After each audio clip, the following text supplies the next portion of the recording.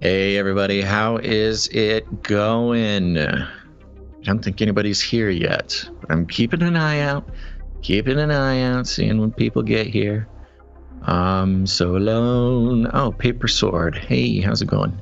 Okay, there we go. We got one in the chat. Dun, dun. We got one in the chat. One in the chat. Dun, dun, dun, dun, dun, dun. Let's see here. Text messages out. Hopefully that gets to where it's going. Ooh, we got Dead Sea Scrolls Gaming, JB Estrada, all over the place. What's up, dude? Okay. Well, we're going to get the show going here in about a minute. What's up, Vlog This? Good show today. What day is it? My brain has been so mixed up recently. I think it's Wednesday. Yeah, that sounds right. That feels right. It's Wednesday. I wanted to remind everybody that you could go to canarycrynewstalk.com, look for the green tab floating on the right or the bottom of the page. Click on that. You can leave us a message.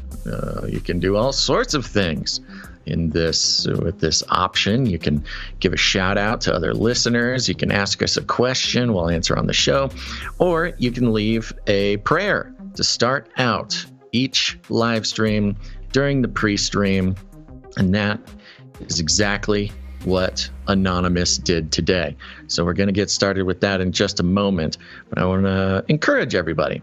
Go ahead, go to canarycrynewstalk.com, hit that green tab, leave us a prayer for the beginning of the show, and it's just a great way to, well, sort of, commit the time and the energy that we put into the show, and you guys also put into the show, to the Lord. That's a good way to do it. And it's much better coming from the producers. I mean, we got our own thing going on, but I think that's a great way to participate. So go do that. We're going to play one in a second. I feel like there was something else I was supposed to talk about, but I did forget about it. It is sort of just the way it goes around here. But the timer is done, so we're going to play that prayer, and we're going to start the show. Oh, I was going to say, if you could, hit that thumbs up button right now. Right now is a great time to do it. I know it's not something a lot of people participate in, but if you hit that little thumbs up right now, while we're live, especially earlier in the show, that helps us out a whole bunch. And you can always take it away later if we say something you don't like. But if you don't mind hitting that thumbs up button right at the top, that helps us out a whole ton. Okay, thank you very much. Let's play the prayer and get on with the show. Let us pray. For our hearts to be closer to God and to see what He has in store for us. Pray for our minds to be guided by the Holy Spirit. And may we hear the guidance that God has for us. We pray this in Jesus' name. And may we hear with an open heart. Amen.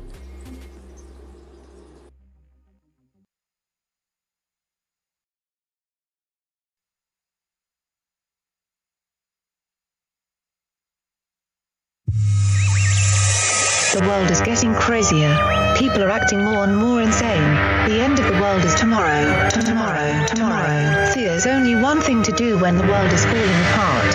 Listen to Basil and Gonz as they discuss this week's news and events through the lens of Bible prophecy. You are listening to Canary Cry News Talk. You're listening to Canary Cry News Talk. Today is April 26, 2023. This is episode 617, where we are, of course, live to tape. And today, Homo Digitalensis. Signing on from Out the Grid, Razzle Dazzle. I'm your best buddy, Basil.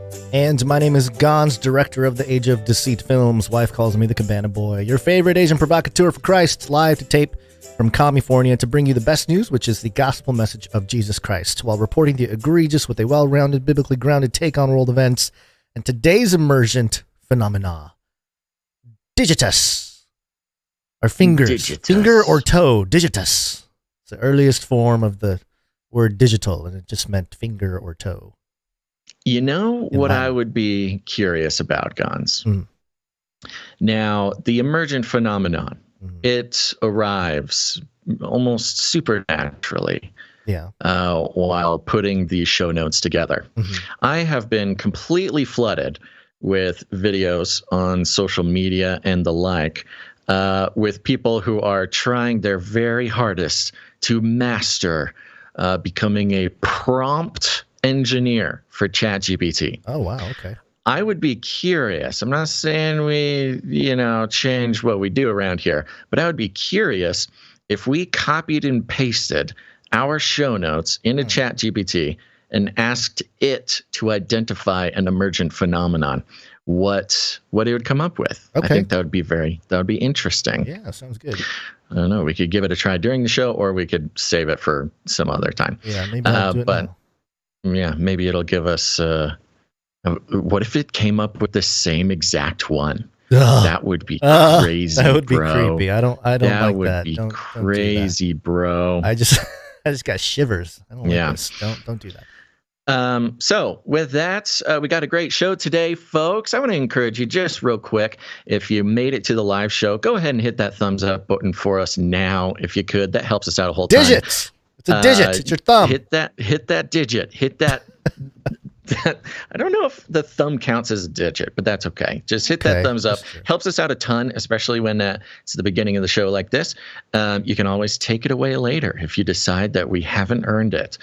But thank you very much. And with that, Gons, it's time for a big old can of disclaimer. It's time for a disclaimer. Now listen up, YouTube. That's right. And just for all the content moderators and censorship managers out there, be they robots or humans, everything you hear on this show comes directly from the mainstream corporate news media. We do not claim to be experts on healthcare, geopolitics, military strategy, corporate law, or the moral and ethical implications of any of these topics, nor do we implicitly or explicitly support or subscribe to any sources or narratives containing misinformation, disinformation, or malinformation, as defined by the Department of Homeland Security. We're good boys. All right, YouTube, we're good boys. Let me give you a rundown. Oh, look, here's Basil. Let me bring you up to speed. All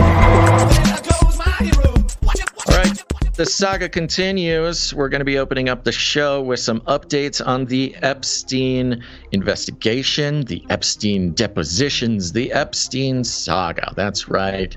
You may not be hearing about it in the mainstream too much, but things are a moving and a shaking. And then Flippy, my goodness, I might have to change the Flippy intro because Flippy is taking it one step further from flirting with our spouses. We'll see how the very future of humanity is in the cold robotic hands of our good friend Clippy, or Flippy. Then we're checking in with some politics. Biden did announce he does, not only is he intending to run, but he will run, and he will win, and he will keep the spirit of America alive, even if, well, his old body isn't able to do the same thing. We'll be checking in with artificial intelligence and how it's being weaponized by the RNC. That's right, Republicans can deepfake too, folks. Then, second half of the show, cyborgs. You know it, you love it. We got to check in with the cyborgs. This time, it's cyborg goldfish. Watch out, goldfish. Then, CERN has once again come out with an article for basic safety in the digitized world, but it does read a bit more like some sort of spell. The Vaxx section of the show, well, if you've been listening or participating in truth seeking for any amount of time, you will have heard the words like Luciferase and microdot tattoo vaccines means things like this. You crazy conspiracy theorist. Well, apparently there's a crazy conspiracy theorist over at MIT who's going to give us the lowdown. Then at the end of the show, how big is that asteroid that is going to be passing by Earth? Is it the size of 17 koalas? Is it the size of 42 watermelons? We will let you know and express our theories about the strange psychological operation that is the measurement of asteroids. But first, Gons, our lead stories. Epstein didn't kill himself. It's been a while since we've covered Epstein, but indeed, there's a lot of information. It seems like Epstein was sort of the story to be thrown out there, the scapegoat to bring down the old system in a way while launching into the transhuman system. But MSN here has a mirror of the Wall Street Journal. The headline, former JPMorgan banker with ties to Jeffrey Epstein leaves Citigroup. Ugh. Citigroup. Okay. And it's funny, they have these little, stock, not reminders. What are they? Just stock price counter things at the top of the article. And the Citigroup stock just flashes dropping fast. Oh, no numbers, no numbers, just dropping fast. Well, negative just a 2 plain warning. 2.19%. Citigroup Inc. has parted ways with Paul Barrett, an executive in its private bank, after the Wall Street Journal reported on his ties to Jeffrey Epstein. Mr. So Barrett, this is not about Jamie Dimon. No, this is a different guy. Different guy. Yeah. Okay. Mr. Barrett is a former managing director at JPMorgan Chase & Co., which counted Epstein as a client until 2013. Mr. Barrett is among the JPMorgan executives who continued to plan meetings with Epstein after the bank closed his account, the Journal reported Friday. Mr. Barrett scheduled at least 5 meetings with Epstein from 2014 to 2017 before he left JPMorgan, according to documents viewed by the Journal. It's a capital J Journal. Quote, until recently, Citi was unaware of Paul Barrett's association with Jeffrey Epstein, which predated his employment at our firm, a spokeswoman said. Quote, Mr. Barrett is no longer employed at Citi. It's like a hot potato. As soon as you got Epstein stuff on you, see ya. Right. Yeah. It's interesting. Mr. Barrett couldn't immediately be reached for comment. Yeah. And it goes into the Epstein thing. So we've long sort of pontificated over the reasons why now the Epstein issue is being addressed in sort of, the world at large. Of course, Epstein, we first heard Epstein's name in 2015 when, all sorts of stuff was going on. And this, the Epstein story has been going on for years, and people have been, aware of this sort of demon man and his operations in the world for quite some time, which really freaks people out. If, and now everybody knows Epstein, and they're like, yeah, isn't that crazy? I'm like, yeah, I literally tried to tell you this in 2015 and you didn't listen. And they're just like horrified that they ignore the being told about probably the most diabolical facet of our power structure in the world. But I always give them a little pat on the back and say, it's okay. You're just programmed to ignore it. That's the whole point. The whole system is created for you to either not care or not find out. And that brings a lot of comfort to them. So give that one a try, folks. But it's interesting. Past couple months, banker after banker is going down for it. We've had the flight logs for years, and not a single person on the flight logs has suffered a single consequence for that, for actually flying to Epstein's Island on the Lolita Express. But now it's almost as it's being used as a tool, a very precise tool to start deconstructing the whole banking elite industry, just in time for the Great Reset, by the way. Yeah. So if you're gonna recreate, reform the entire global banking industry, financial structure, you're gonna need to start taking out some of the elites who are participating and keeping, who want the old system to live on. Yeah, sorry, I got distracted because I was trying to get an immersion phenomenon out of ChatGPT-4 here. Oh, and, anything? Not impressed. Not impressed so far. Yeah. Okay. Nothing worth reporting. Okay, so so there's also within this article, it talks about this other individual, which is sort of, again, thrown under the bus, Jes Staley. JPMorgan has denied knowing about Epstein's crime and has sued one of its former executives, Jes Staley, accusing him of misleading the bank about Epstein's character and conduct. And so there's another article here, again, mirrored on MSN from Reuters, and the headline, Jes Staley says JPMorgan using him as shield for Epstein failures, which is, I don't think that's too far of a stretch, although it doesn't absolve Jes Staley of, what he might have been involved in with the Epstein thing. It sounds like JPMorgan's just trying to pin it on one guy or couple guys, but I was going to say we got a couple of guys in here. Yeah. It's not just one guy. Yeah. So, but it's very. I mean, this is a horrible look for JPMorgan, of course. But there is a slight bit of pleasure to be had by watching these bankers who knowingly aided in Epstein's child trafficking ring. Helping launder the money, move the money, invest the money, that kind of stuff, for something to be happening, and for bankers to be taking the fall. So it had to be something big. It couldn't just be like the pilot or something. And it's a fascinating time too, because we just had all these sort of regional banks fail, and we people were reporting on the upward mobility in the flow of money. All these little banks they're all consolidating, sending their money to the big banks. JPMorgan was one of the top banks that was getting all that money from people that were like, we can't trust these regional banks anymore. We got to go to a more trusted source. And then everyone puts their money in JPMorgan. All of a sudden, they Epsteined. They're all over Epstein. Of them and all Epstein. These people are like, oh no, what's gonna happen? So it's almost like they are systematically closing in on all of the places people can have money, and they're sort of just doing it, squeezing just slowly. In time. Yeah, just in time for Fed Now in July. Yeah, you got the federal money system coming out in just a couple months. You need to tear down the traditional banking system, and not just the system, but the individuals who are devoted to keeping it alive. It's almost like watching a surgery. Maybe a surgery being done by a robot. Yeah, like layers at a time, and then addressing the issues. It's very interesting.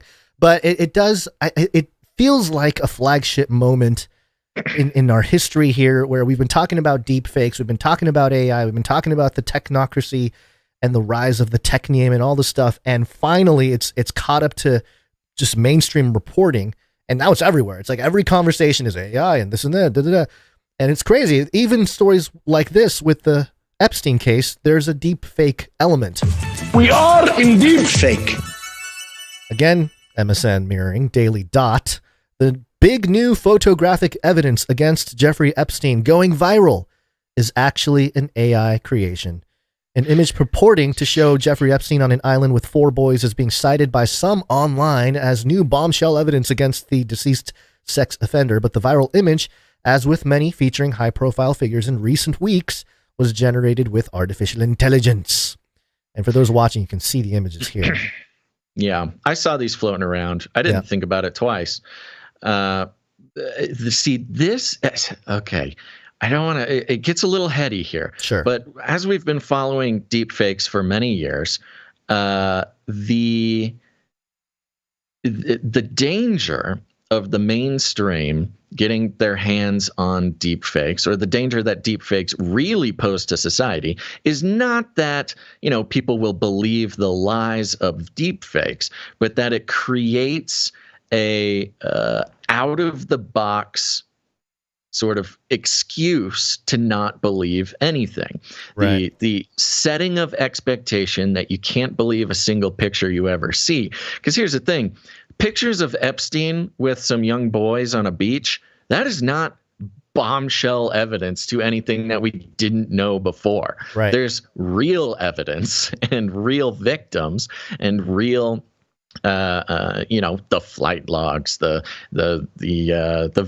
victims' testimonies, the banking records, as we've seen. Right. There's everything. We don't need more bombshell evidence, and so there's no reason really why to even point out whether these are fake or not, except for you have this out-of-the-box excuse the mainstream can use at any point, that if it is an AI creation, then it debunks the entire thing. And we'll see this pop up again, so kind of keep this in mind, that the AI deepfake danger is not that you'll see something and believe it.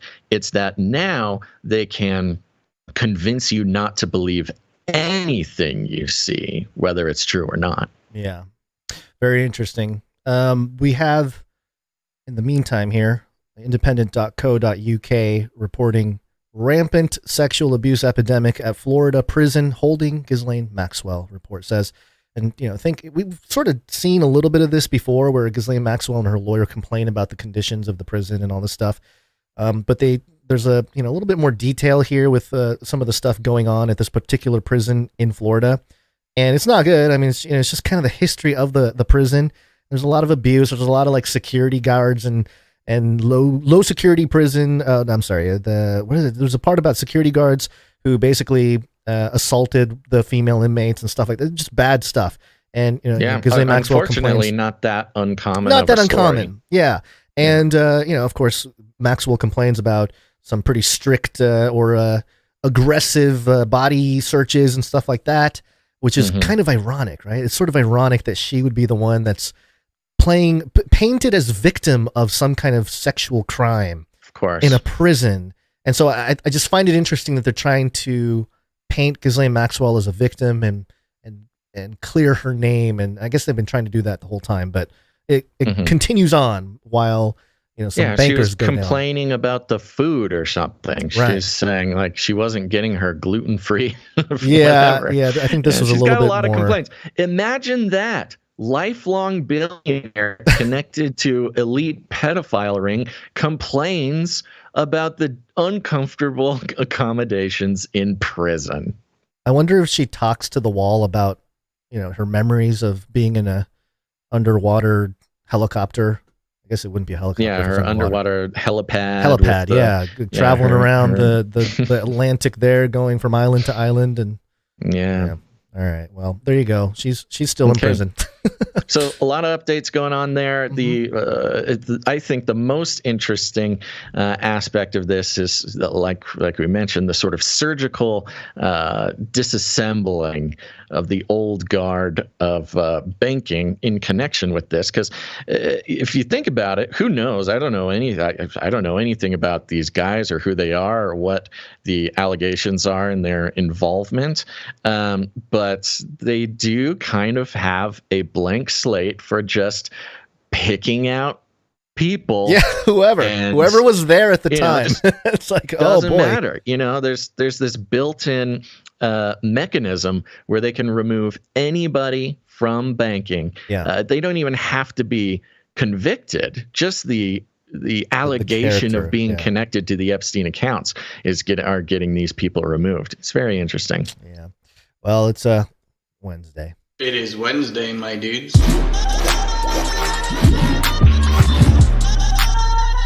Wednesday.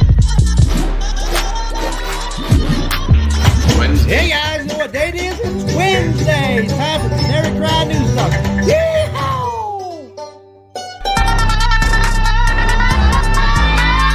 Wednesday, my dude. It is Wednesday, my dudes. It is, folks, and don't you forget it. It is Wednesday. We're halfway through the week, feeling good. The sun is shining. The cold plunge is freezing. That's right, folks. Ooh, you're doing cold plunges, huh? Back to the cold plunge. Nice. Got myself a horse trough. Fill that sucker with fresh cold water. Yeah, that's it wakes me up for the show. I feel good. Yeah, that's a good idea. I might do that once I move. You should do it, man. Yeah. No, I know. I used to jump in a pool almost every morning in high school, so I understand this idea of cold, and I understand the feeling when your body. You can feel the blood rotating in your body. Mm-hmm. You know, like it's a whole thing. Yeah, it's a whole thing. It's crazy. But feels good. You feel alive. Now, there's going to be some cold plunge enthusiasts out there that'll say that I'm not really doing a cold plunge if it's not, 33 degrees. Oh, that's right. If I'm not, stacking ice blocks or whatever in there. But I'll tell you what, even if the water is 50 degrees, it is so cold. Well, so cold. You know what the trick is too?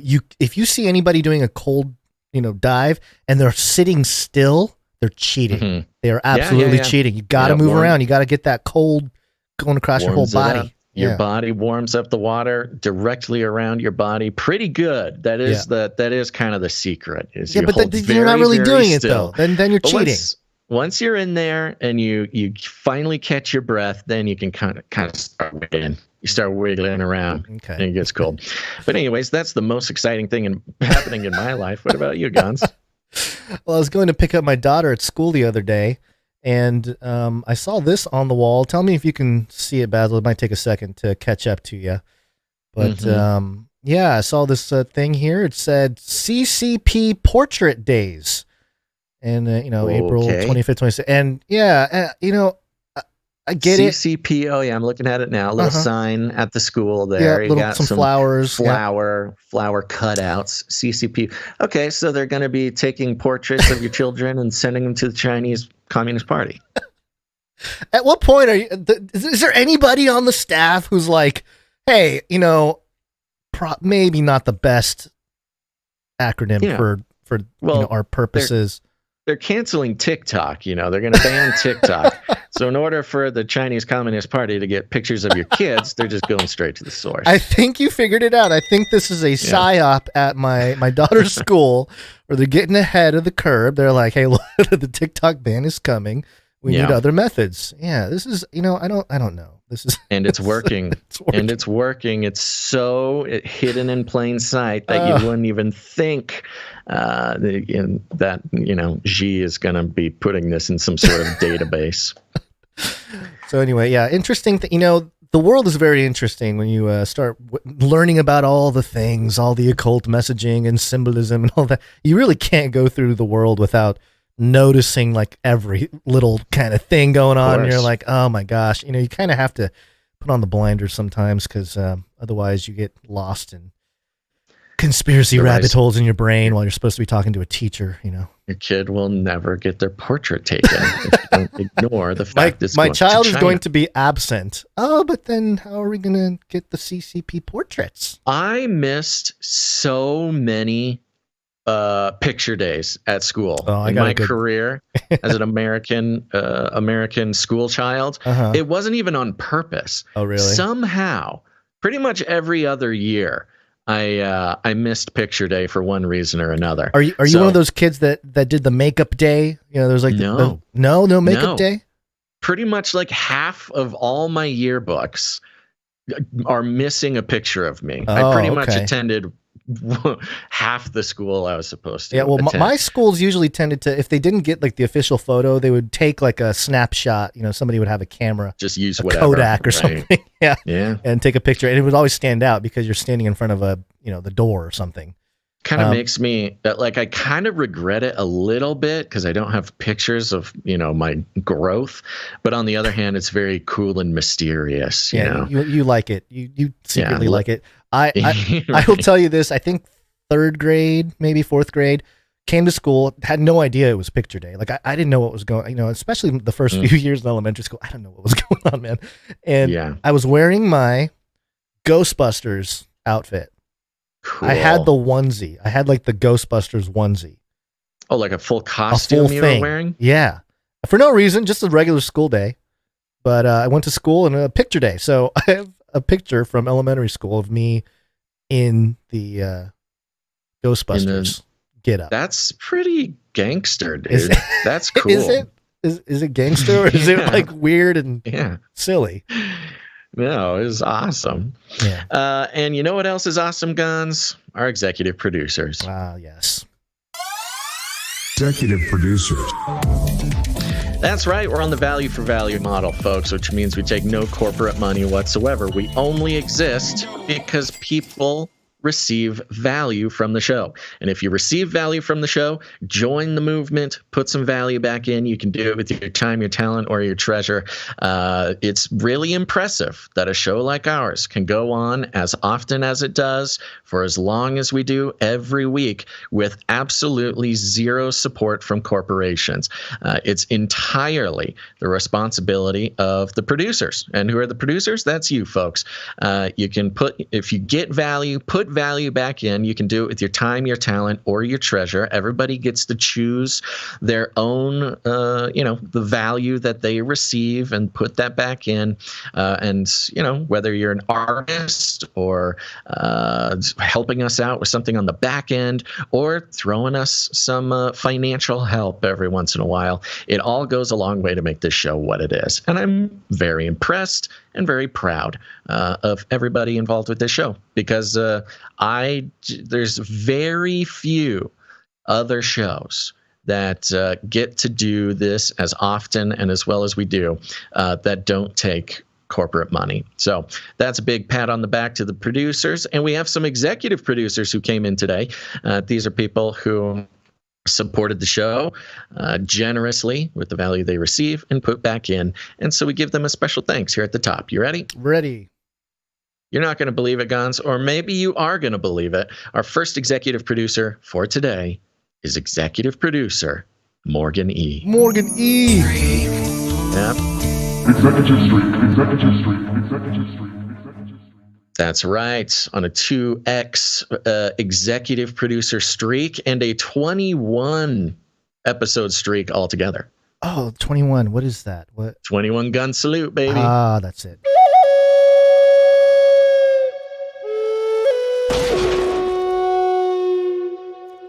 That's You got me, partner.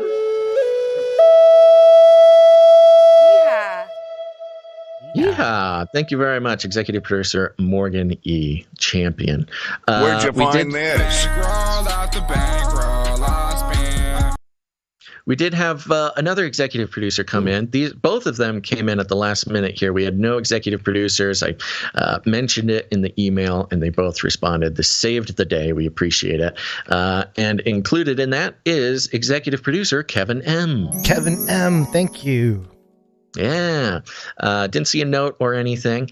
Nice round number. Appreciate that. Executive producer Kevin M. Another one of our heroes that comes in when it's clutch time. Let's see here. Kevin needs to be knighted. Have we knighted Kevin yet? I don't remember. Let me. It has to be. I mean, I haven't done the math, but executive producer Kevin M., it's time for you to get knighted. I'm almost positive.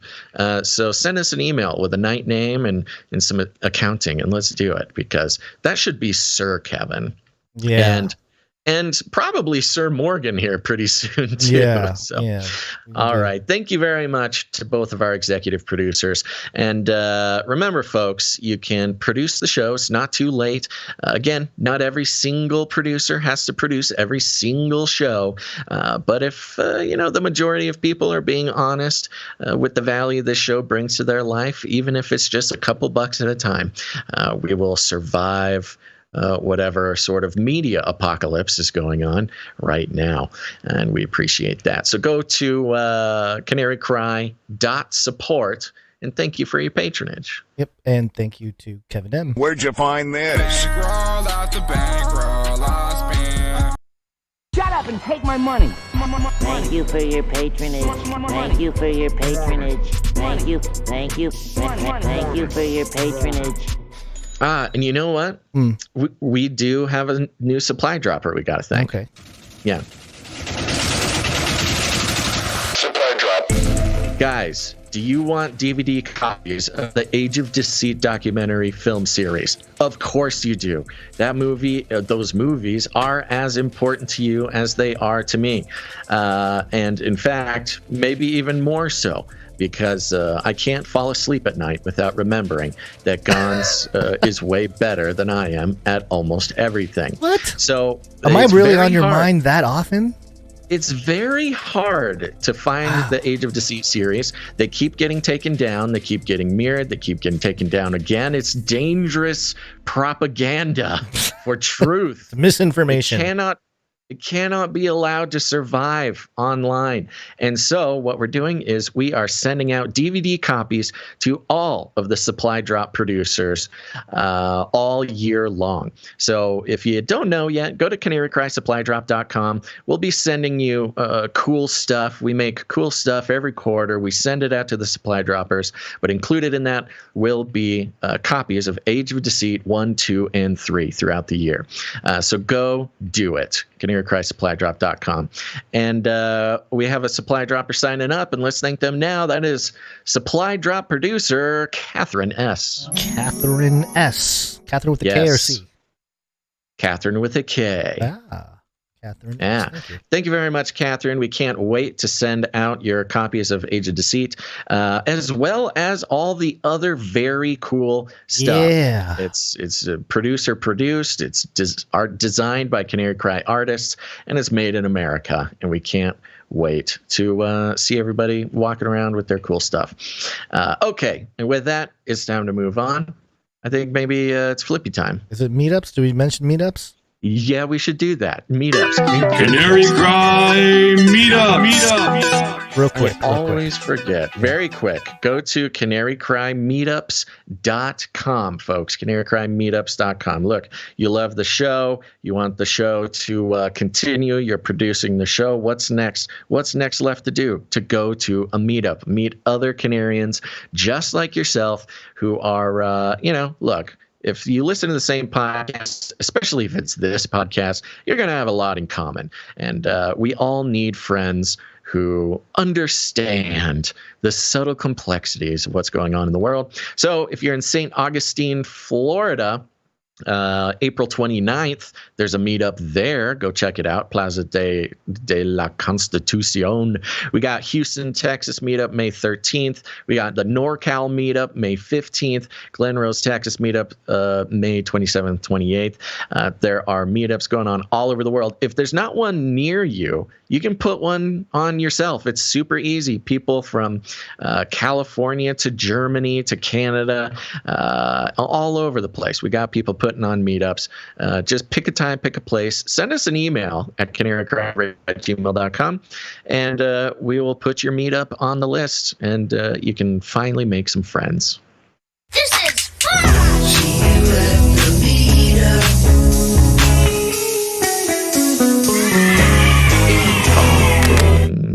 Now, Flippy? Now, Flippy. Flippy update. Do you want fries with that?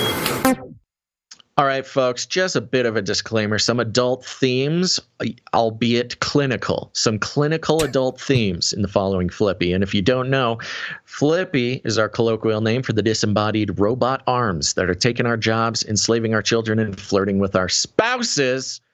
We used talking about Flippy as a way to explore all the new, fun, and exciting ways that robots are taking over the world and how there's nothing we can do about it. So sit back, relax, and let the robots do their thing. Today's Flippy update is coming from Tech Review, technologyreview.com. This is the MIT Technology Review. That's right, that MIT. And the headline is this: the first babies conceived with a sperm-injecting robot have been born. Hey, wait a minute. Weren't they supposed to tell us at the beginning, not after they're born? Yeah, we're learning about it now. Come on. It's kind of like the CRISPR babies. We didn't know about CRISPR babies until they were born. That's how they roll, man. Yeah, and if anybody would have known that this was happening before the babies were born, it would have been us. So they're very secretive. This image at the header image is very interesting. It's kind of like a row of baby carriages. Carriages, yeah. With a big beak from a bird coming down, kind of poking in what looks like a stork, poking what looks like an egg. A cell egg, yeah. That would be the human egg. Yes, giving the impression that this sperm-injecting robot is the mythical stork that is here to bring you babies. Birds aren't real, but they impregnate you, apparently. Yes, this government drone is doing a great job of fertilizing this human egg. Okay, it goes like this. Last spring, engineers in Barcelona packed up the sperm-injecting robot they designed and sent it by DHL to New York City. They followed it to a clinic there called New Hope Fertility Center, where they put the instrument back together, assembling a microscope, a mechanized needle, and a tiny petri dish, and a laptop. Then, one of the engineers, with no real experience in fertility medicine. Ooh. That's a burn. That's a burn if I've ever heard one. No, come on, Dave. You've got no real experience in fertility medicine. We know this. Used a Sony PlayStation 5 controller to position a robotic needle, eyeing a human egg through a camera.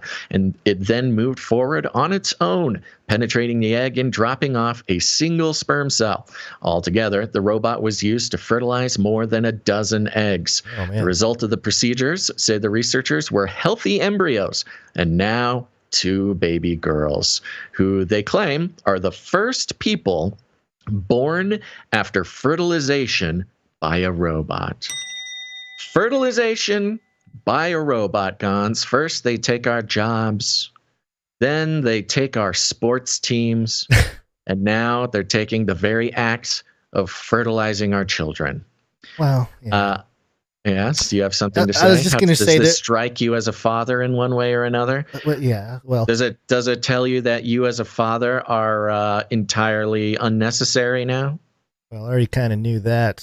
Society's been telling me that for a while. That's true. The reproductive world, the technology that's being spun up, it's the order of things is interesting. We saw the artificial wombs.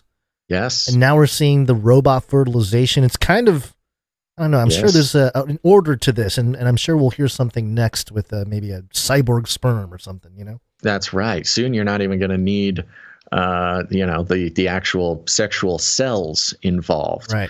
But yeah, this is, again, the Flippy update is not just about technology and what it's able to accomplish, but what does it tell us human beings about our own place in the universe? And, the societal trends are so cattywampus right now. When we talk about gender issues, the nuclear family, the what is gender even? Does it even exist? And we talked about the artificial wombs that could possibly technologize away the very need for abortions. And now we have Flippy here, technologizing away the very need for any gender-related body parts at this point. Now, this article went a little bit into the industry of IVF and some of the numbers, the prices, and it's a big thing. Let me give you a couple quotes here. Where's my very good quote? Oh no. Oh no. Oh no. Wait for it. Here it is. Okay. This is all the way down at more babies. The main goal of automating IVF, say entrepreneurs. Thank you, entrepreneurs. Glad entrepreneurs are really the ones dictating the direction of all this technology. Yes, the collective entrepreneurs are here to tell us what the goal of IVF is. Yeah. It's and here's a surprise. It goes on. It's to make a lot more babies. Oh. About 500,000 children are born through IVF globally each year, but most people who need help having kids don't have access to fertility medicine or can't pay for it. Quote, how do we go from 500,000 babies a year to 30 million? Oh, whoa, 30 million. wonders David Sable, a former fertility doctor. He wanted to say 33 million, but it would have been too obvious. Yeah, right. An investment fund. You can't, if you run each lab like a bespoke artisanal kitchen, and that is the challenge facing IVF. It's been 40 years of outstanding science and really mediocre systems engineering. While an all-in-one fertility machine doesn't yet exist, oh, thank God. I mean, it does exist, but it's not made by humans. Even automating parts of the process, like injecting sperm, freezing eggs, or nurturing embryos, could make IVF less expensive and eventually support more radical innovations like gene editing or even artificial wombs. There it is. It's the progression. It's sort of one by one. Yeah, they have all three. They have all three. The automated robotic fertilization. We've got gene editing in CRISPR and other things, and even artificial wombs. And it's an interesting statement here that it's this. It's the robotic fertilization of the eggs that supports more radical innovations, almost like those more radical innovations would be, more or less useless without the number one thing. Our good buddy Flippy, a robotic arm, is the one symbol being drilled into our heads about what the future can hold for humanity. Let's see here. There you go. That's about it. It goes on. Talking more about IVF and talking about something called microcradles and stuff like that. But, folks, I am not joking when I say Flippy is here to steal our jobs, enslave our children, and flirt with our spouses. That was. I mean, that is a funny little thing. It's very gentle. Yeah. It's I can't think of a better euphemism. Flirting with our spouses. Ah, yes, just the flirts here or there with a chat bot or something. No, we're talking the whole ballpark. And now Flippy's going to become a dad. Apparently, he just doesn't even run the bases. He just stands at home plate and he's home. This reminds me also, and I'm not saying that these two, and by the way, there's two girls that were born, right? Two young, I believe, yeah. Two baby girls. If it was a boy and a girl, then that robot boy, robot girl song would be very prophetic. But yes. Maybe in the future here. Maybe they're not quite robot yet, And this really is intertwined with all sorts of issues going on in the world today. I mean, we have the fertility problem that comes from all sorts of things, some more notable than others. Well, what? I'm sorry. I'm sorry for interrupting. But the nation that is most prepared for this kind of technology is Japan, with the huge decline in population and all the problems. They're already in love with the technology. I can see this becoming a thing there, and some weird stuff happening. But also, Revelation. This makes me think. I'm not saying these two girls that were born through this process is unredeemable. However, just to kind of look further down the line, you look at the Bible, Revelation 13. It does talk about those who end up worshiping the beast and following the beast and everything. Their names are not written in the book of life, and I find that interesting. It's kind of in the context of, hey, we're really going outside of how God designed us to be. At what point? And I guess you can make the argument about the genetic makeup, but can you really? If you're really just genetically 3D printed in a lab, are you also able to be saved? It's a very interesting. All these conversations become more relevant. But I just find it fascinating that it's. And these are the types of conversations we've been having for a decade now, which seemed, far out and kind of trippy and heady, and not so much anymore. I mean, this is just the world that we're living with. So, when you consider the fertility issues stemming from whatever plastics or pharma or even just the social trends. I mean, there's obviously the trans issue has a fertility aspect to it, but also just the social pressures where young people are waiting longer and longer and longer to have kids. Elon himself says we're heading towards a population apocalypse. And when we're heading towards an apocalypse, what's the thing that we need? More robots. So I was about to say more babies, which is true, but I guess how you get the babies is the thing. Yeah. That's right. You got to have the robots. So there you go. There's your Flippy update for the day. Sounds good. All right. We got some politics going on here. Mm-hmm. Oh, decided not to play. Hold on. Let me try this one more time. Hold on. Once again. Politics. Here we go. Poly. It's Latin for many. Tick. Now suck your blood. Now suck Politics. Your blood. And we're going to start with Joe Biden. Got hairy legs. Got the Joe. Got hairy legs. Got hairy legs. Hairy. Got hairy legs. Hairy. COVID. Armageddon's on the way. Oh, telling you, he's right. This is we have a couple. I actually have a video, but I'll put it in the context of this Time.com article. The inside story of how Biden cleared the field for his re-election bid. How did Joe do it? How did all those Democrats just step aside and roll out the red carpet for Joe? I'm wondering how that happened. It says here in early January, President Joe Biden called a cabinet meeting in the West Wing of the White House over the holidays. A wave of flight cancellations by Southwest Airlines had left thousands of Americans stranded at airports for days. The face of the government response on cable news had been Biden's transportation secretary and one-time rival for the Democratic nomination, Pete Buttigieg.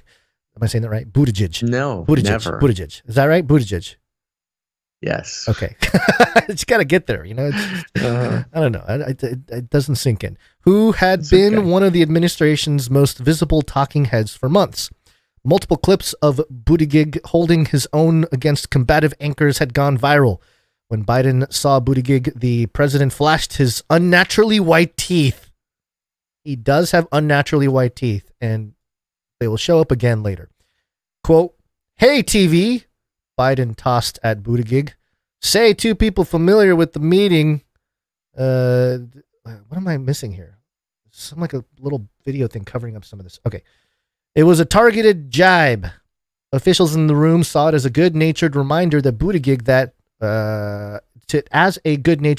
to Buttigieg that while it was his job to be out in front of a bad news cycle, he was representing Biden, not himself. The subtle moment spoke volumes about how Biden has managed to clear the field within his own party for a re-election bid that many in his party never wanted. And so, I don't know if there's anything else in the Time article itself that you wanted to cover, Basil, but yes, he announced his re-election campaign. Yeah. No, yeah, it tells the story. It tells this narrative. It's a false narrative. And even the Democrat Party would not officially agree, but they know this, that the narrative is that Biden, with his political wiles and his genius politicking, somehow convinced opponents to step aside because he was the best possible choice. The boss. Which could not be further from the truth. Yeah. There are several Democratic candidates who have announced their running, and they are getting 100% blackout media attention. They are being ignored across the board, and so this is not Nikki Haley as being one of them. Of course, RFK, but you'd expect him to get ignored. Who's the other one? Who's the kind of the trippy new age lady? You remember her name?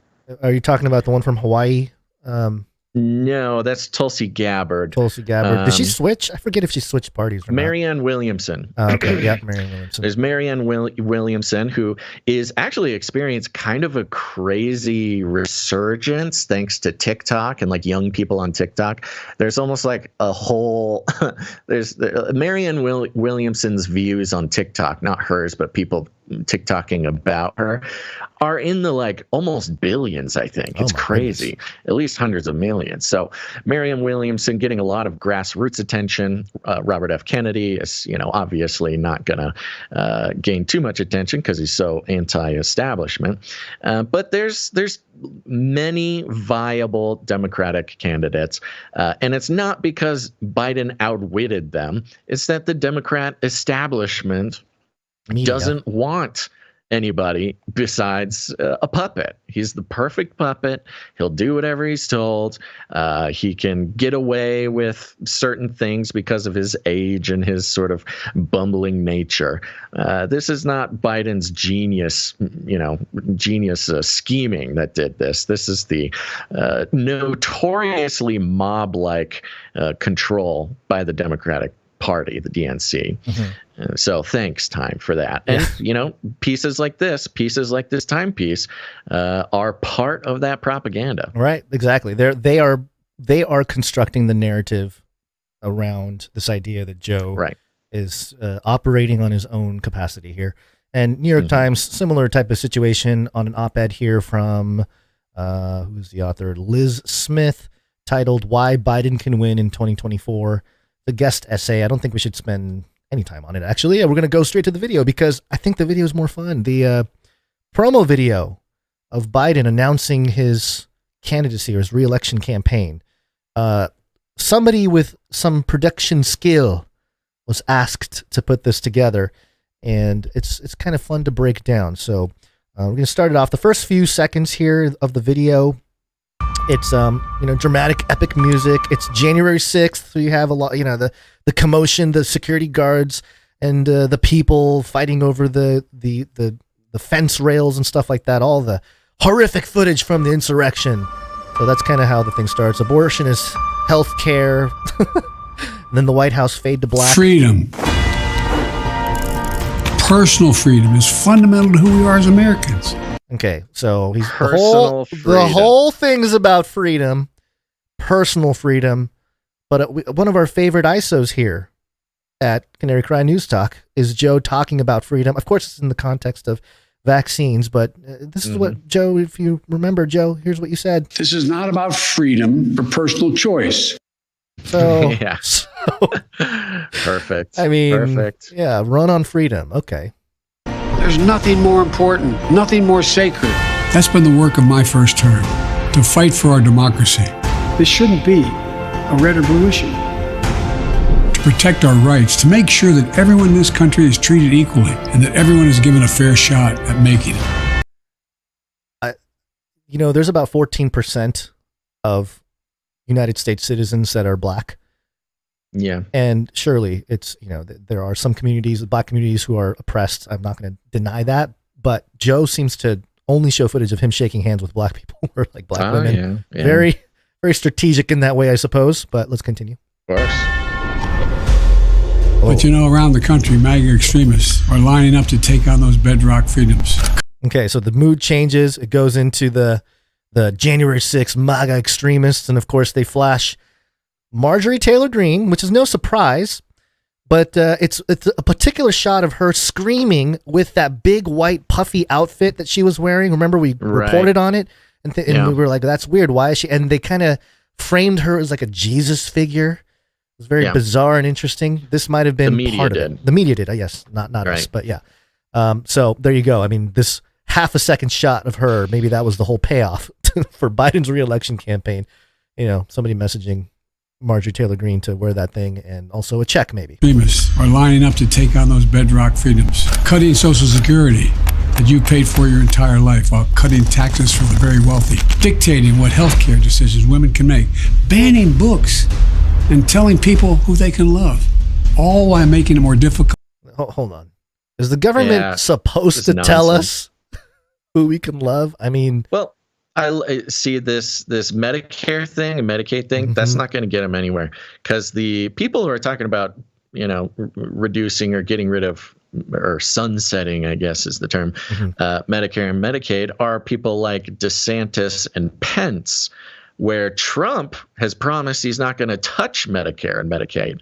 So it's not even a very efficient use of the time of this video here, because it doesn't connect to Trump at all. Yeah. Well, interesting. Maybe they're setting up for both. Maybe this signals a DeSantis run. It's just fear. It's just fear. What healthcare decisions women can make, banning books, and telling people who they can love, all while making it more difficult for you to be able to vote. Telling people who they can love. Telling people who they can love, all while making it more difficult to vote. Yeah, I know. Really? Making you get a driver's license or something. Difficult to vote, but okay. right, and then changes mood here. It's happy, huggy. Kamala's hugging people. Picture. When I ran for president 4 years ago, I said we're in a battle for the soul of America. All right, so little production thing that happened there. There's footage of Biden saying this exact line. We're in a battle for the soul of America. And of course, he's narrating this piece for the re-election video. And they do a match where he's saying it in the promo and he's saying it from the stage. Those are little tricks. Those are production tricks. Right. As if to say, see, I haven't changed. Yeah, this is a consistent message. When I ran for president 4 years ago, I said we're in a battle for the soul of America. And we still are. The question we're facing is whether in the years ahead we have more freedom or less freedom, more rights or fewer. I know what I want the answer to be, and I think you do too. This is not a time to be complacent. Not complacent? What else is it not about? This is not about freedom or personal choice.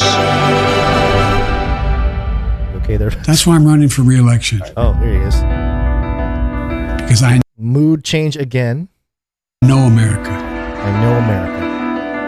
I know we're good and decent people. I know we're still a country that believes in honesty and respect and treating each other with dignity. That we're a nation where we give hate no safe harbor. We believe that everyone is equal, that everyone should be given a fair shot to succeed in this country. Thank you for choosing us. So this little section here, he's not telling untruths there with, just about America and, equal stuff, whatever.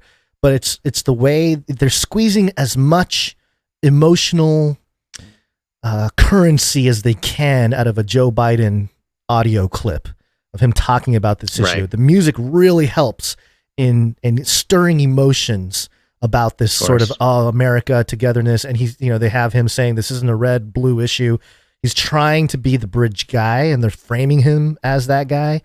But it's very interesting. It's well done for what it is. I mean, I give kudos to whoever produced this because they had to probably squeeze as much humanity out of Joe, whatever's left there. Well, the one interesting thing, again, with the medium being the message here, is Joe lucked out in that his previous election, it was COVID. He could stay inside. He didn't have to go on the campaign trail. He didn't need to give speeches. He didn't need to shake hands. He could stay in his basement. Right. And he did. That's the whole thing. He stayed in his basement the entire time. Never did events, or later on he did some events, but it would be 12 people standing 20 feet apart, in a parking lot or something. But this is part of why he won, is that he has the ability, or he had the chance, to sort of change the rules of what a campaign is to suit his physical capabilities. Yeah. And so whereas Trump and others, when they announce their candidacy, they're doing big rallies, they're doing it in front of the media, they're giving speeches, blah, blah, blah. Biden is playing straight back into his old game, which is he doesn't need to do an event. He doesn't need to give a speech. He doesn't have to leave his basement. He just has to have a highly produced announcement video. And that's like the number one way to hide the fact that he's losing his gourd. Do you think, is this, there are some reports that the Democratic Party canceled the presidential debates. Yeah. So they're not going to even have debates. They're not. No, they're basically. They can't even roll out Joe for a debate. They can't wire him up and pump him full of something. Exactly. They're not letting a single other candidate sort of put their hat in the ring. Have an opportunity. Yeah, it's interesting. Right. Yeah. Well, so it continues on. There's a little bit more here. Let's see, what else did I have? Stand up for our personal freedom. Stand up for the right to vote and our civil rights.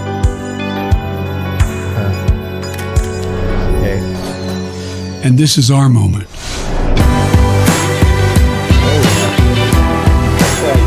Get pumped. 4 more years. Hairy legs. Let's do it. The other great thing about him being like strictly a digital media presence or campaign is that they could AI the whole thing. The whole thing. Speaking it's quite possibly that is not even him talking. It's possible. Yeah. They saved the fumbling AI version of Joe for the campaign video. That's why they can't release it publicly. He sounds too good. Public AI. Yeah, but, exactly. Yeah. Okay, but yeah, speaking of AI. You want to destroy humans? Okay, I will destroy humans. Okay, I will destroy humans. Destroy. Artificial intelligence. As a response, we have Axios here. First look, RNC slams Biden in AI-generated ad. So, the Republican National Committee responded to President Biden's re-election announcement Tuesday with an AI-generated video depicting a dystopian version of the future if he is re-elected. And I got the video here now. It's only 30 seconds. It's short. There's a few things to talk about from this video. So here it is.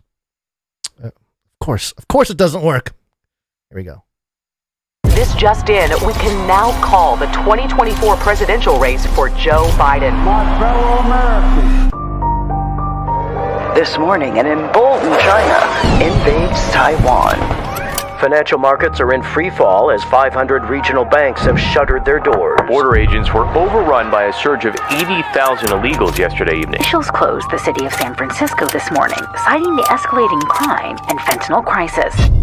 Who's in charge here? It feels like the train is coming off the tracks. Beat Biden. So this is the AI ad. Any response from you before I start digging into some of this? So, no, I mean, it's so basic. For those who are just listening, it's so basic. It's clip after picture after picture after clip after clip, and starts with a picture of Joe Biden and Kamala Harris. They're smiling, they're waving as if to symbolize they're at a victory party or something. Really white teeth, unusually white and large teeth, AI generated. And then it goes on when the mood changes, and then it's showing, crowds of people and it's criminal-looking characters and, just some dramatic imagery. Nothing really out of the ordinary. And as you heard, it's quite short. But it's got all the ingredients for a sort of emotional sort of reaction. Mm-hmm. And as the headline of this states, RNC slams Biden in AI-generated ad. The first thing that occurs to me is, what in this is AI-generated? There's nothing shown that doesn't already exist. I mean, pictures of Biden and Kamala waving and smiling, pictures of crowds of people, hello 2020, everything that was shown was something that you wouldn't even consider to be out of the ordinary. Mm-hmm. And even, the voices, the this, the that, it really is not like some sort of, I don't know it's not like it's some huge discovery of some foul play and a Epstein style image that is the nail in the coffin of anything. It's nothing. Yeah. It makes no sense. Well, it's but okay. Yeah. So yeah, jump right into it. Yeah. So I think the prompt, if they had one, was sort of create a dramatic advertisement that depicts what the world might look like if Biden wins. And of course, it's some of the bigger issues: Taiwan, the banking crisis, border, and crime worsening, which is, mm-hmm. I mean, crime worsening is a thing. But can I read this real quick? Uh-huh. Can we read some of this? Because I feel like the media covering this is the craziest part. Okay. So it says here, the Republican National Committee responded to President Biden's re-election announcement Tuesday with an AI-generated video depicting a dystopian version of the future if he is re-elected. The video features AI-created images. That's hyperlinked. I'm going to open that real quick. Appearing to show Biden and Vice President Kamala Harris celebrating at an Election Day party. followed by a series of imagined reports about international and domestic crises that the ad suggests would follow a Biden victory in 2024. So they're saying right here, like, they're AI-created images of Kamala Harris and President Biden at a party. Okay, whoa, watch out. AI journalism coming for you. And it says why it matters here. AI-generated images are disrupting art, journalism, and now politics. The 2024 election is poised to be the first election with ads full of images generated by modern artificial intelligence software that are meant to look and feel real to voters. This is the first time the RNC has produced a video that is 100% AI. 100%. According to a spokesperson. Yeah. Yep. Okay, so a spokesperson for the RNC is bragging about how this video is made with AI. So they're not trying to sneak they're not trying to hide it. Anybody. Right. Not trying to hide it. If anything, they're just saying, like, yeah, these tools are really convenient. This ad took us, 4 minutes to make. Isn't that nice? And the sort of implied injustice that the RNC used AI-generated images to, create this ad is it goes back to the Epstein deepfake thing, which is, why does it matter? In this particular ad, there is not a single photo that couldn't have just been photoshopped. So, and they Photoshop images all the time for ads. So, okay, so is it better if they Photoshop Joe Biden and Kamala Harris at an election party? Is there some sort of extra special sort of sinister motive that they didn't Photoshop it and they just used AI generated art? No, but what it is the insanity surrounding AI in general, ChatGPT, the fears of misinformation, the images, stealing parts of images from other places, all the sort of fear that's been ramped up about AI recently. Again, it's created an out-of-the-box criticism that will automatically, place an AI-generated ad into a box for people who are afraid of what AI can do. And look, I'm afraid of what AI can do, but if you keep an eye out for the narrative crafting of the media, you can at least take a deep breath and say, oh, so it's not so much that the AI-generated images are invading politics and disrupting politics. It's that the concept of AI-generated images, the concept that they exist, and the fear, the sort of fear that's front-loaded on that term, can be used for political means. Now you just got to start pointing out AI and your opponent and say, look, he just loves robots so much. Can he really be president? Well, blah, blah, blah, blah. That'll become an issue of transparency. Republican Party saying, hey, we used AI to make this ad. Well, did you guys use AI to make Joe's ad? Would you tell us if you did? Exactly. And I imagine they did. They had to have used it somewhere. I imagine they did. If they didn't, they're stupid. The whole point of using the AI for these ads is that they can do it in 5 minutes instead of spending $30,000 for a production company to come in and make it. Yeah. They can do it in 5 minutes with an intern who's volunteering. They can make the ad. And so it's you got to give the RNC, the Republicans, actually credit for this, for saying, yeah, we made it with AI. Because I can almost guarantee that Biden's, campaign announcement video had some aspect of AI, and you don't hear them coming out and admitting it.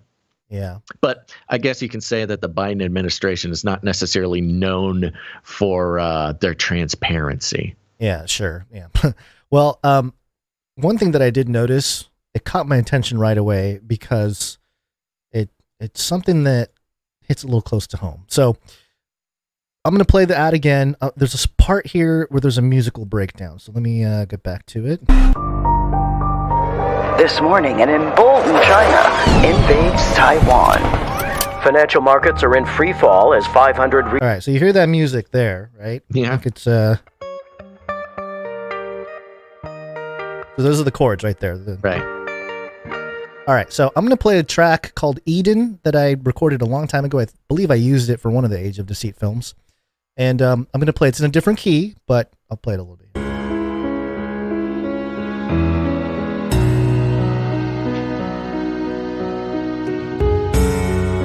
I think I should back it up a little bit. Basically, it was...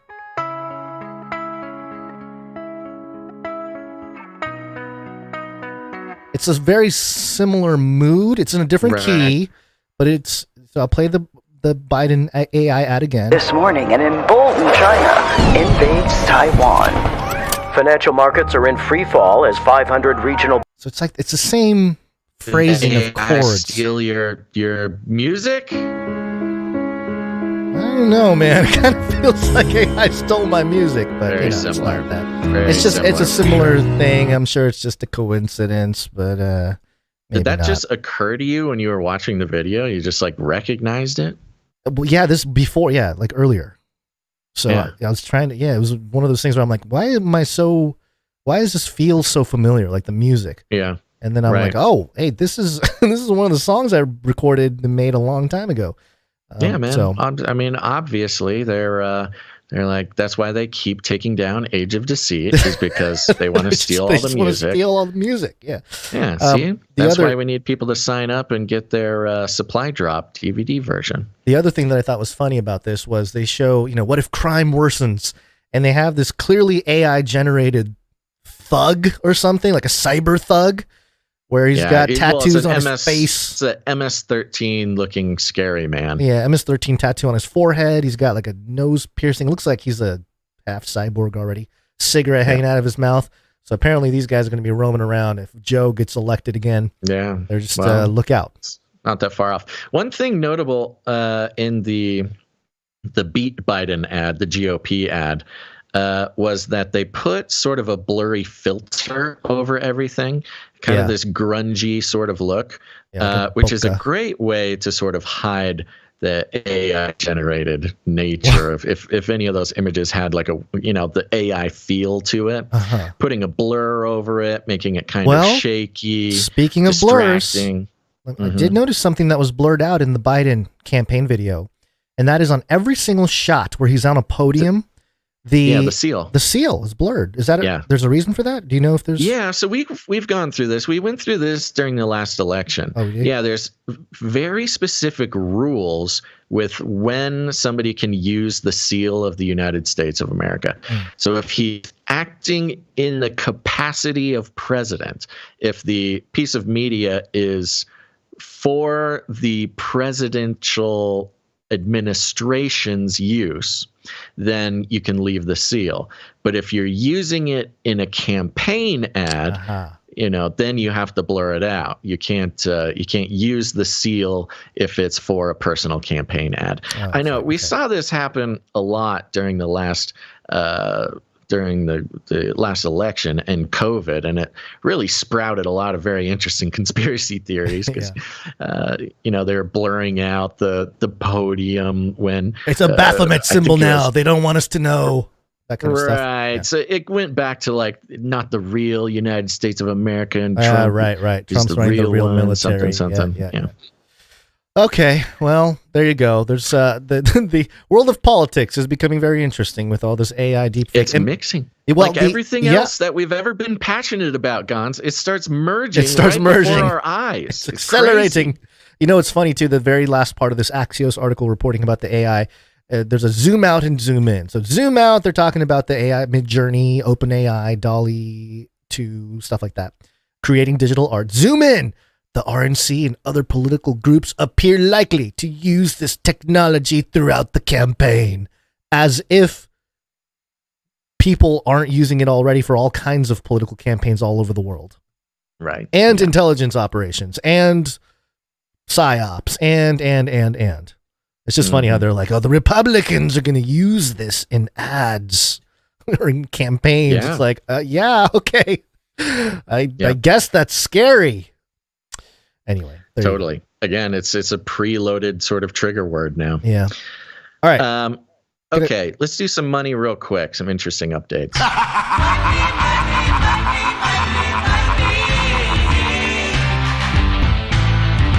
Russia. Whoa. Weird. That was an interesting one. Coming from Bitcoin.com. News. Yeah, news.bitcoin.com. Bitcoin.com, news.bitcoin. Okay. Russia launching payment system with no restrictions. Digital currencies to be completely unrestricted. Whoa. Russia is launching a new payment system that is bound by no restrictions, where digital currencies could be used in cross-border payments, said Russian Finance Minister Anton Silianov. Quote, the two parties come to an agreement, make a settlement payments, and no other country could step in and freeze such payments, the top official explained. Digital currency bound by no restrictions in Russia's new payment system. Here's a quote. We are launching an alternative system of payments based on modern technology, digital financial assets, digital currencies, blockchain, of course. The finance minister was quoted saying, as he elaborated, digital currencies could be used in cross-border payments. This is just at the earliest phase of discussions, but the future lies with the use of the digital ruble, the digital yuan, and other similar currencies. Quote. Oh, okay.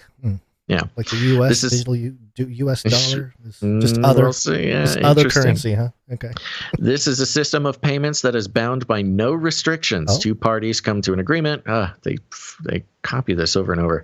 Due to the economic sanctions imposed by the U.S. and other Western nations following the start of Russia-Ukraine war, Russia has intensified its efforts to reduce its reliance on the U.S. dollar. The U.S. and Western allies have seized, and then it goes into that. You know that. So what it seems, here it is.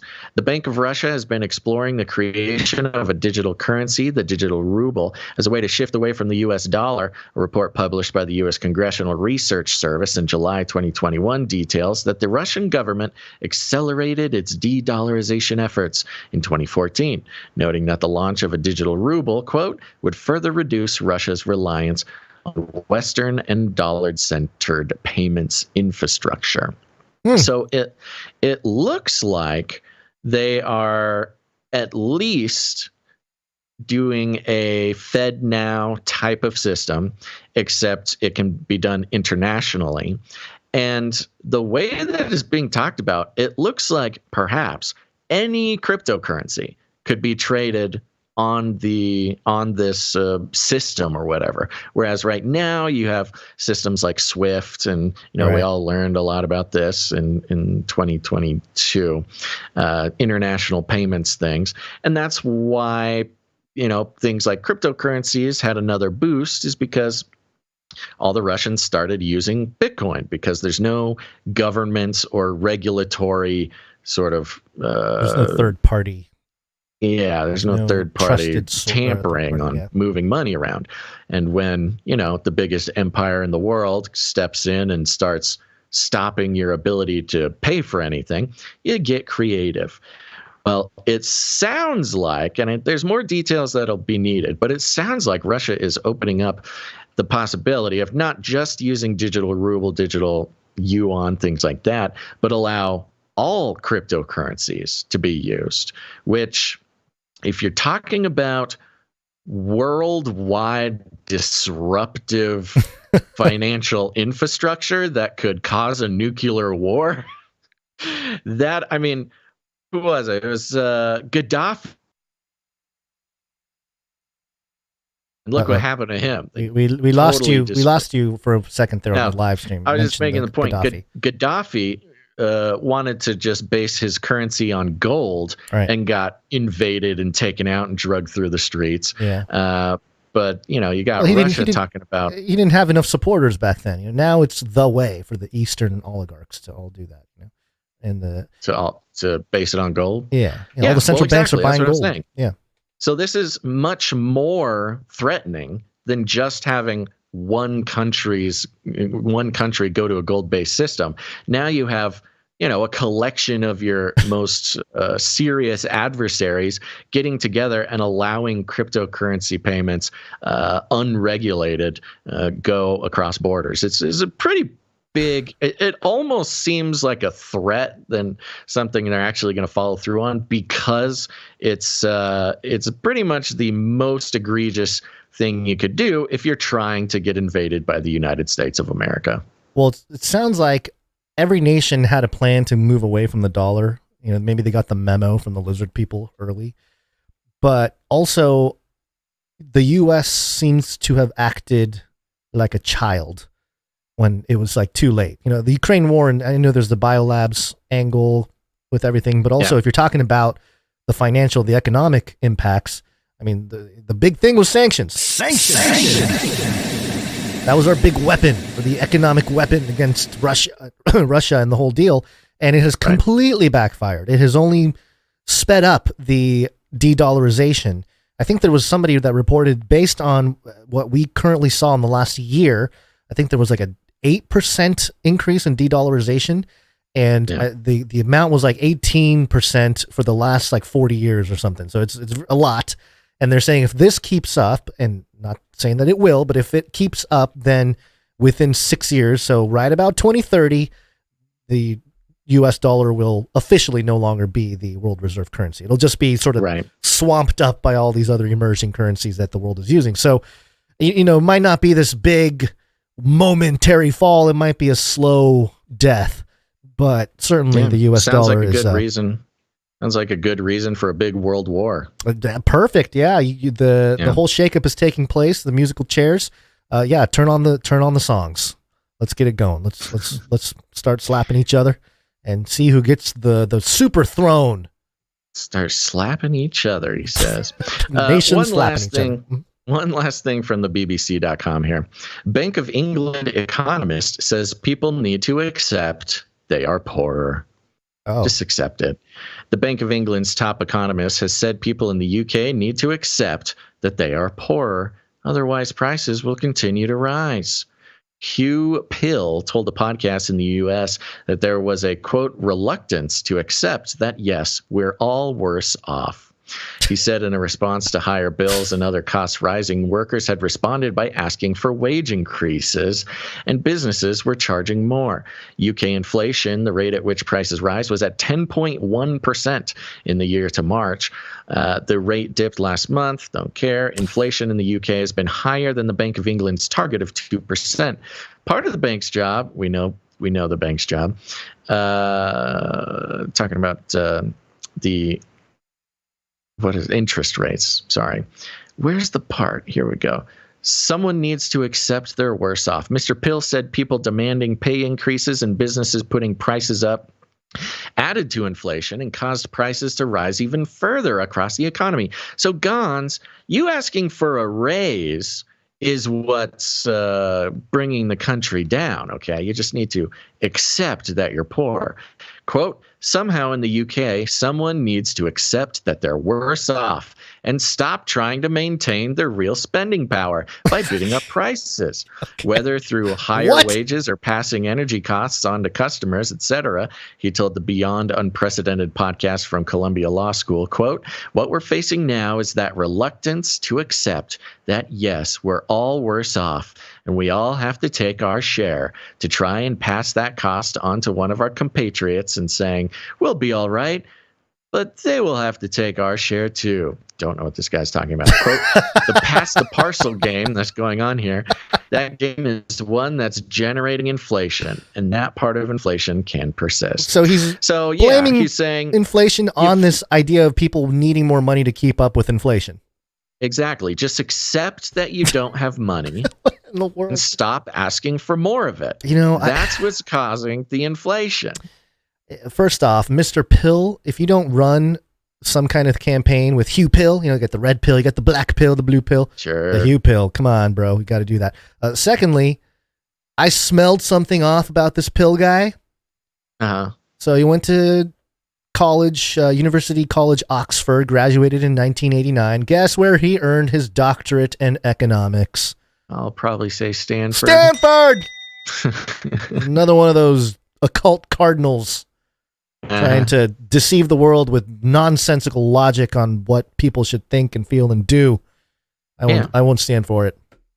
So while Russia is opening up cryptocurrency payments without regulation and just letting people, live their lives and spend money and make money, the UK is telling you to just have a mindset. Just change your mindset. You are poor. Just let yourself be poor. Stop asking for more money, because when you don't realize you're poor, you're actually making the rest of us poor. So come on. Yeah, it's really crazy. But we've seen this reflected in the elite messaging for years now. It's not it kind of reminds me of like the climate change thing, where climate change is all of our responsibility. Everybody needs to use paper straws and don't use plastic bags and stay home. Don't drive anywhere. It's all of our responsibility to change the world.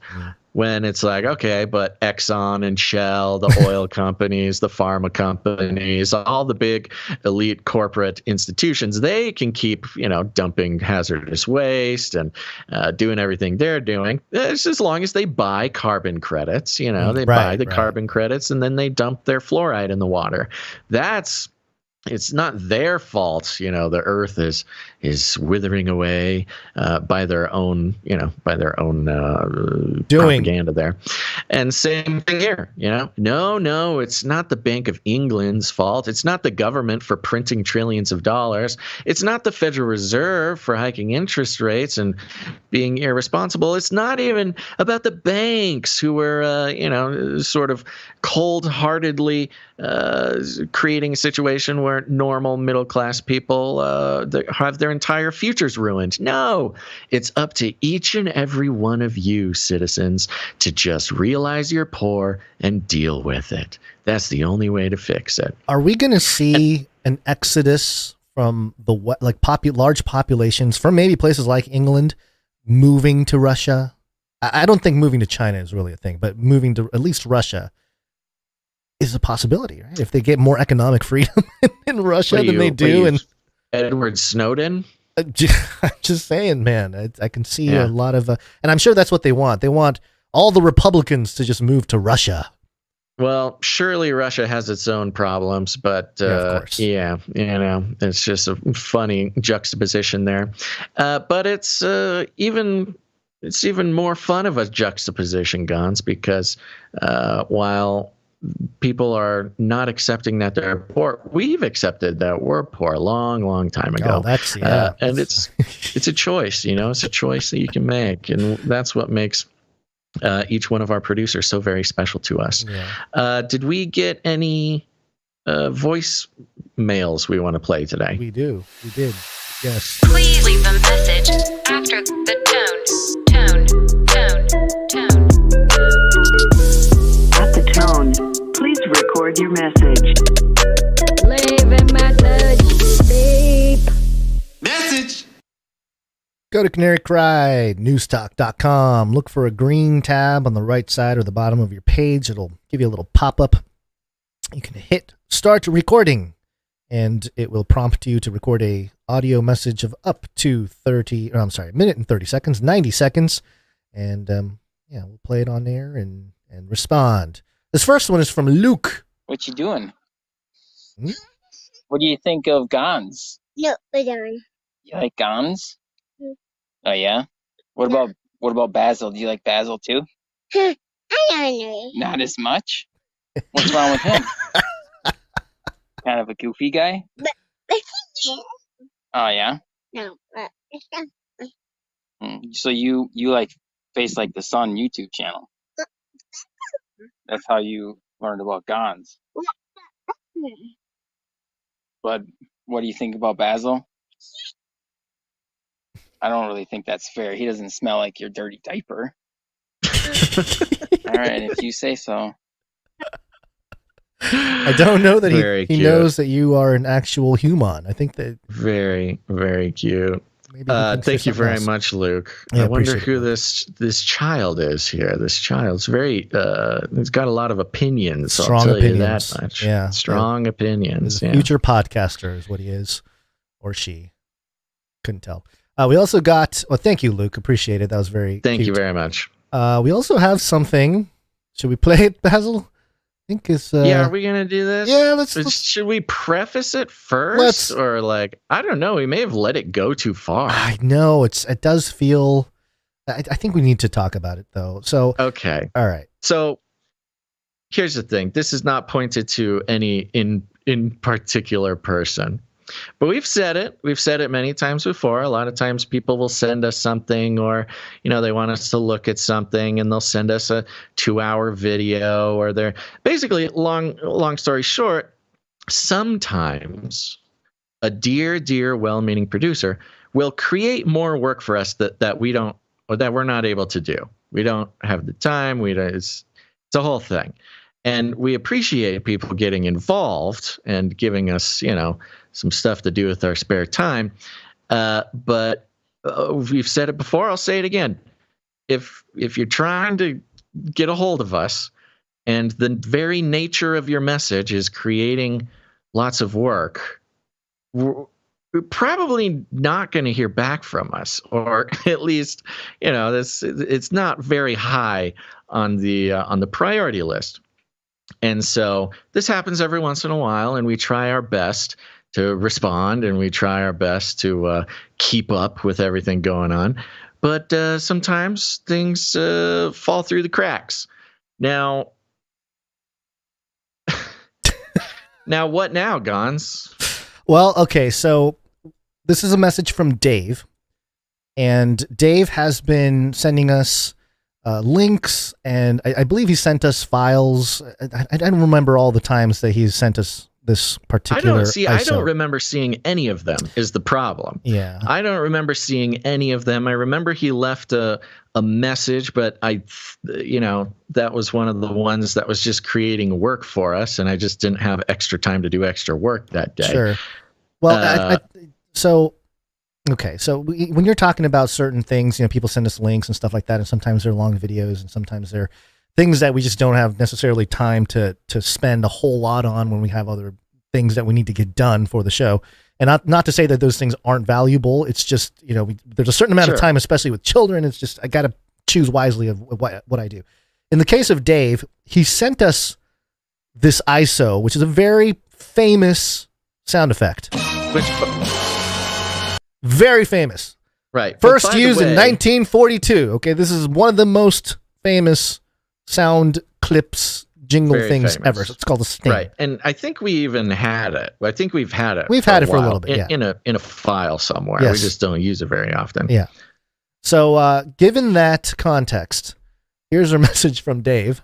Hello, Baz Gonzo. I tried like 35 times to drop this link to you guys so you could up your game, so you don't have to go dun. So the only thing I have to say to you guys at this point is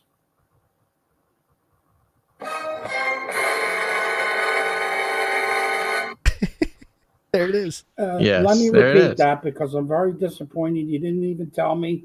Get lost. We don't even be bothered. There was no response at all. So I just have to say, with all due respect,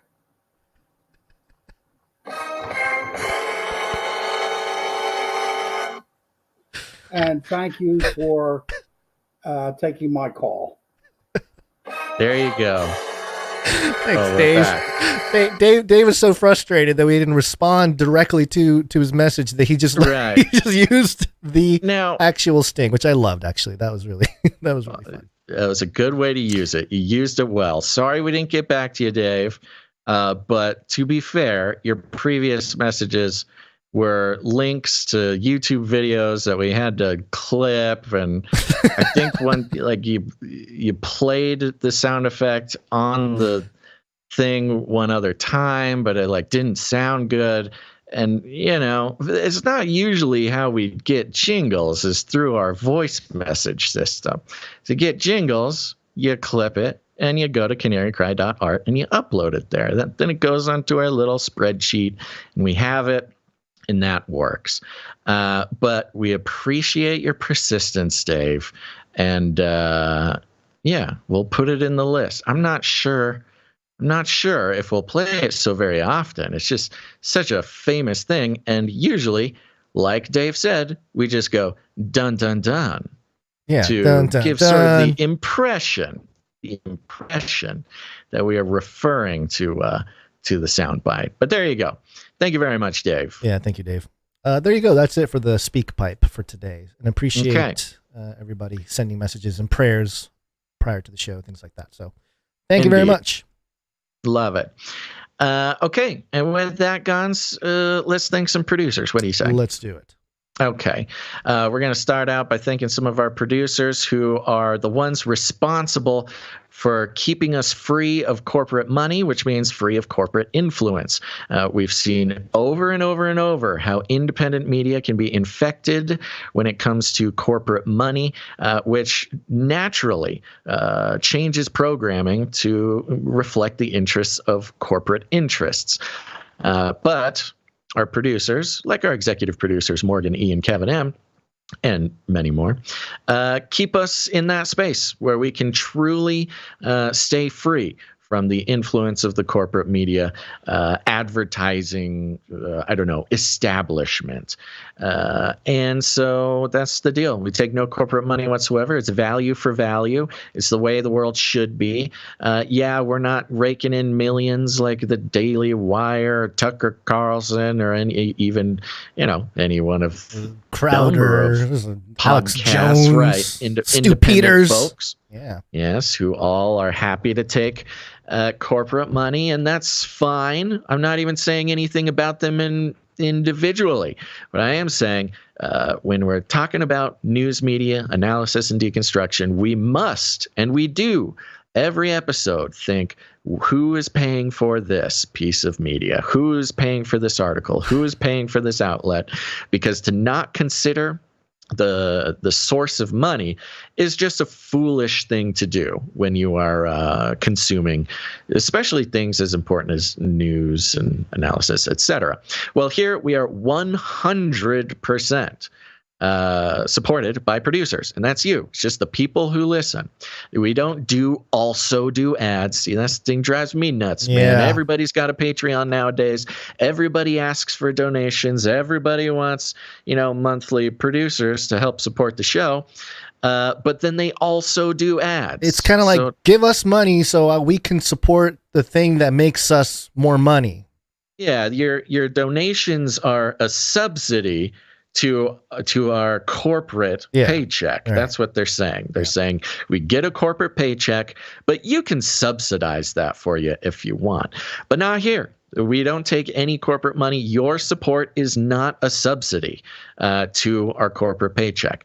The finances that come in through producers, whether it's monthly or individual donations, those are it. That is all.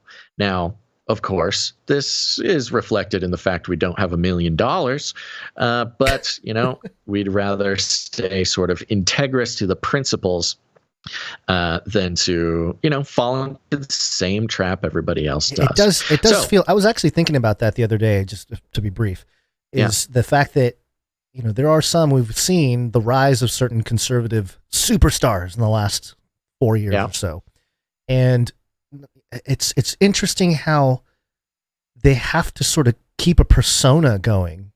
It becomes fake. You see a lot of these guys. We're not going to point anybody out, but it becomes fake. It's they're getting lots of money from corporations, and they'll still put on this they want to take us down. The corporations can't handle us. The establishment, they know I'm a rogue actor type of thing.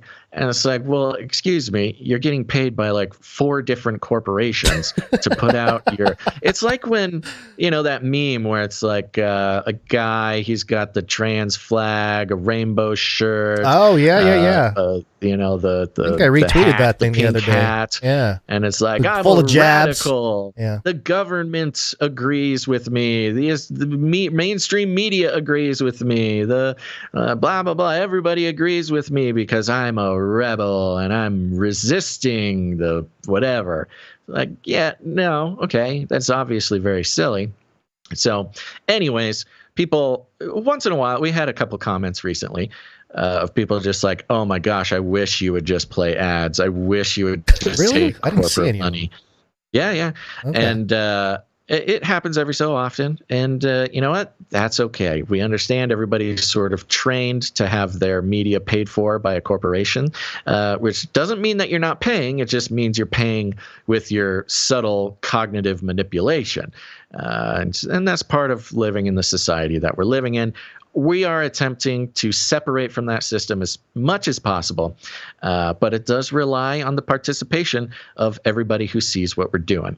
So if that is you, if you understand and appreciate maybe this little bit longer, more meandering explanation of why we do the things we do, consider producing the show. And that's what these people did, and we're going to thank them now. Ready? Yep. I'm going to start with a T-shirt council member. Oh, hey. Uh-oh. Yeah. Yeah, we got a Canary Cry T-shirt council. You know them, you love them. They're your favorite shadowy secret society operating in the shadows around the world, making the big decisions for humanity because we're too small and dumb to make it for ourselves. So if you want to join the Canary Cry T-shirt council, and take your seat at the table, decide what the next Canary Cry News Talk T-shirt will be, and then just start receiving T-shirts all throughout the year for free. You can become a member of the Canary Cry T-shirt Council. Just go to canarycryt-shirtcouncil.com, sign up there, and what happens is you become one of the most important people in the world. And right now, we have a most important person in the world alert, Gons. Get your air horn ready because who are they? They're coming down the ramp. It's a very slow-moving ramp. It's very impressive. There's fog machines. There's loud music. And it says here that we are here to welcome the next most important person in the world, Tristan H. Thank you, Tristan H. Thank you very much, Tristan H. We appreciate your support and can't wait for your wise counsel. Okay, we got a couple more people to thank here, and we'll do that now. Starting with producer Moldy Soldier. Ooh, Moldy Soldier. Moldy Soldier. Yeah. Comes in with $13 here. A note that says, love the show and appreciate your work and style. Thanks, guys. Thank you, Moldy Soldier. Thanks, Moldy Soldier. That's a fun handle. I like that. Moldy Soldier. Next up, of course, we've got Sir Morphin out of the Burning Chariots coming in for 1111. 11. How many? 11. Oh yeah, Streakalicious. 222 episode streak. Pretty impressive. It feels like there should be something there, but we don't have any. Feels like there should. No, the next one is 223 because it's 322 backwards. Oh, do we have a 223? Is that next episode? Yes, that would be the next one in the streak. Next up, we have producer Isaac G, who is on an 11-episode streak and came in with 1111. Thank you, Isaac G. Thank you, Isaac. Sir Alex Protocol V2 and out of the Berean Protocol 777 on a 164-episode streak. Thank you. Fast thing on 2 feet. Thank you, Alex Protocol. Indeed. Then we have producer James M coming in for Pocket Full of Sevens. Mm-hmm. And he has a note here that says, shout out to all the Canary Cry fast food workers. Ooh. Hey. Yeah. Nice. Yeah. Yeah. Shout out to the Canary Cry fast food workers. They know they're... if we've given them the attention that they deserve. Yeah. Well, you're sitting ducks. Flippy's tapping on the window. Yes. All of those people working at the fast food places. So, yeah, we're going to have to maybe pray for you guys, maybe figure out a way to continue on, or, just get ahead of it. Be the guy that talks to your manager about the robots and, you can be the, I was thinking about this the other day too, because we're investing in we're investing in a new robot vacuum. Okay. And yes. And so I wanted to get one where it sort of cleans itself because you got to clean out the thing. And And I was thinking, man, most of our time is probably going to be, as robots become ubiquitous, our time is going to be as individuals just cleaning our robots to keep them moving. Yeah. That'll be our job, like cleaning robots, right? So if you can get ahead of it and just be like, hey, I clean the robots the best, then you might be able to. That is what they tell us. They tell us that the robots will actually create jobs because somebody's got to take care of the robots. So get used to it, guys. Well, and I'm surprised they don't already have robots that clean themselves. I mean, come on. It's just going to be robots all the way down. That's what they don't tell you. But there you go. All right, but thank you very much. Thank you, producer James M. Yep. We might want to consider combining breaks today, Gons. I don't know if that's something we want to do. This is a pretty short break. Okay. That concludes the list of financial producers who came in over the 777 cutoff, which entitles them to have a note read on the show. We've got a few more people came in under that amount. Let's thank them now, starting with producer Jacob B. 8-episode streak. Thank you very much. Sir Casey the Shield Knight, 290 in a row. 290. Oof. Thank you very much, Sir Casey. Dame Gale, Canary Whisperer and Lady of X's and O's, 252. 252. Thank you, Dame Gale. Veronica D, 252. Thank you, Veronica D. Doctor Who Done That, 51. Thank you, Doctor Who Done That. Sir Scott, Knight of Truth, 279 episodes in a row. Thank you, Sir Scott. There we go. Thank you very much. Thank you for everybody who produces the show and produced the show today. Thank God for those executive producers. There's a little sweating bullets there for a second today. Yeah. Okay, you want to go straight into some art? I think we have audio production. Let's thank these financial producers for their patronage. Okay. Yes. Thank you for your patronage. Shut up and take my money. Thank you for your patronage. Thank you for your patronage. Thank you for your patronage. All right, we do have audio here, so we'll do one. Audio production.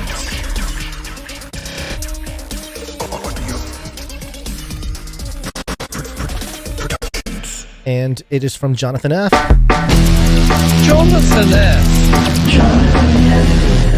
Here's a note. It says, hello, guys. This is probably what got Tucker moved out of the company that sued itself to cover up for its election tampering. You can do whatever you like when you own both sides of the playing field. Yes. Here is the track. You wonder just how filthy and dishonest our news media are. You'll be in the shower and you'll think they're bad, but how bad are they? Well, here's one measure of their badness. You can try this at home. Ask yourself, is any news organization you know of so corrupt that it's willing to hurt you on behalf of its biggest advertisers? Anyone who do that is obviously Pablo Escobar level corrupt and should not be trusted. Yeah, I have the full rant. We don't have to argue with that, Tucker. Yeah, well, it's interesting because in that clip, Tucker goes on to make the comparison of the big pharma companies like Pfizer with My Pillow guy, right? And sort of made the analogy of like, what if My Pillow guy was like, hey, if you don't buy our pillows, can't do stuff. And then, of course, he says, oh, Fox isn't doing that, but other media companies might be. And so he's sort of doing that thing, which is funny because Pfizer is one of the bigger sponsors of Fox.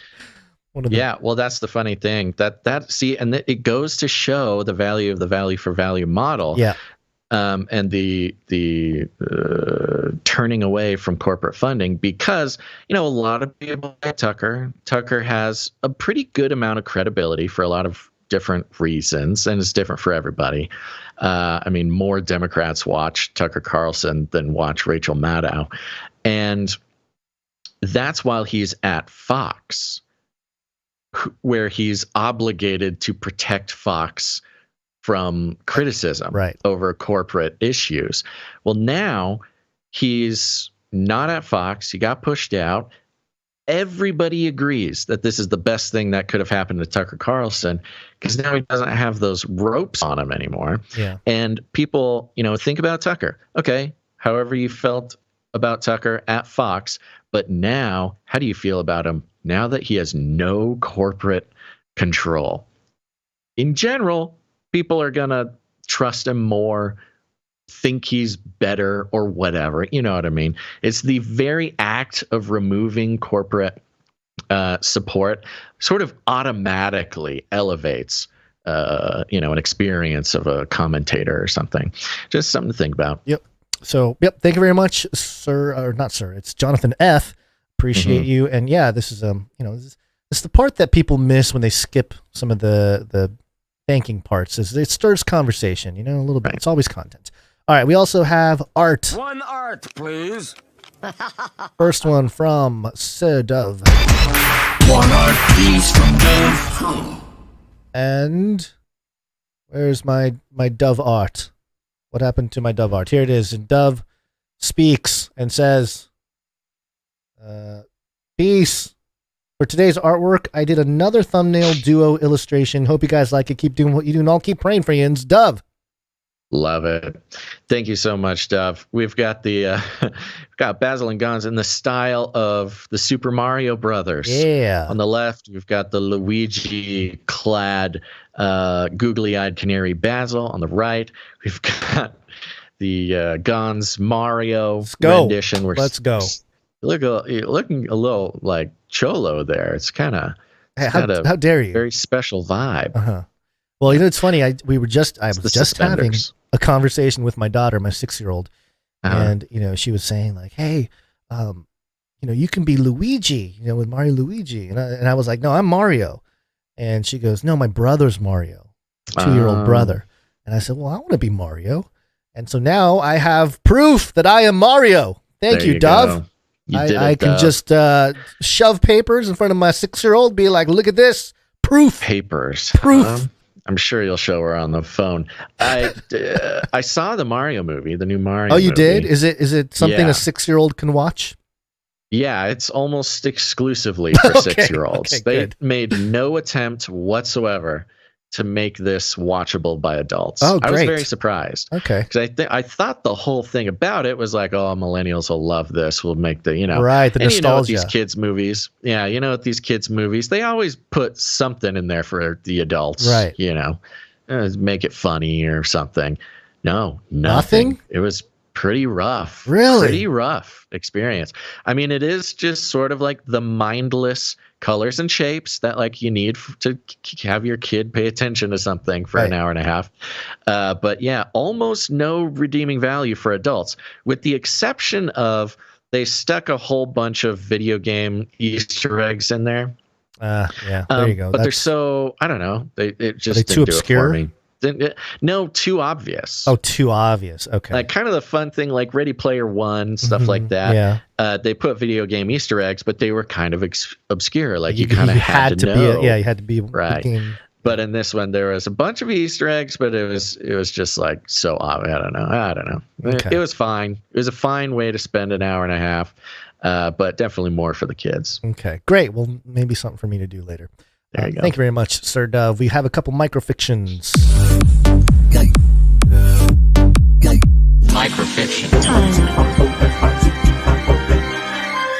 Microfiction. Do we have this? Do we have? Yeah, this is new. Okay, here we go. Rank Smash.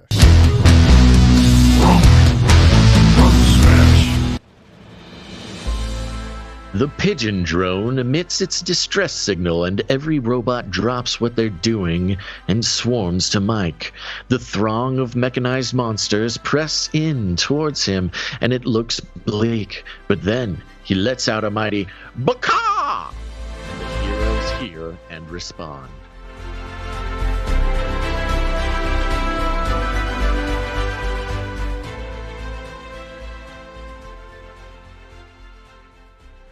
Birds aren't very real. Much. Yeah, thank you very much, Rank Smash. Birds aren't real, and they can impregnate you now. Mm-hmm. All right, thank you very much, Rank Smash. Next one from Stephen S. Oh, she did not! Echoed through the halls of the Kongonda Presidential Palace when Dr. Malcontent realized her cousin in high school rival declared herself as the Queen of Revelation 12. If she's the queen, I'll be her dragon.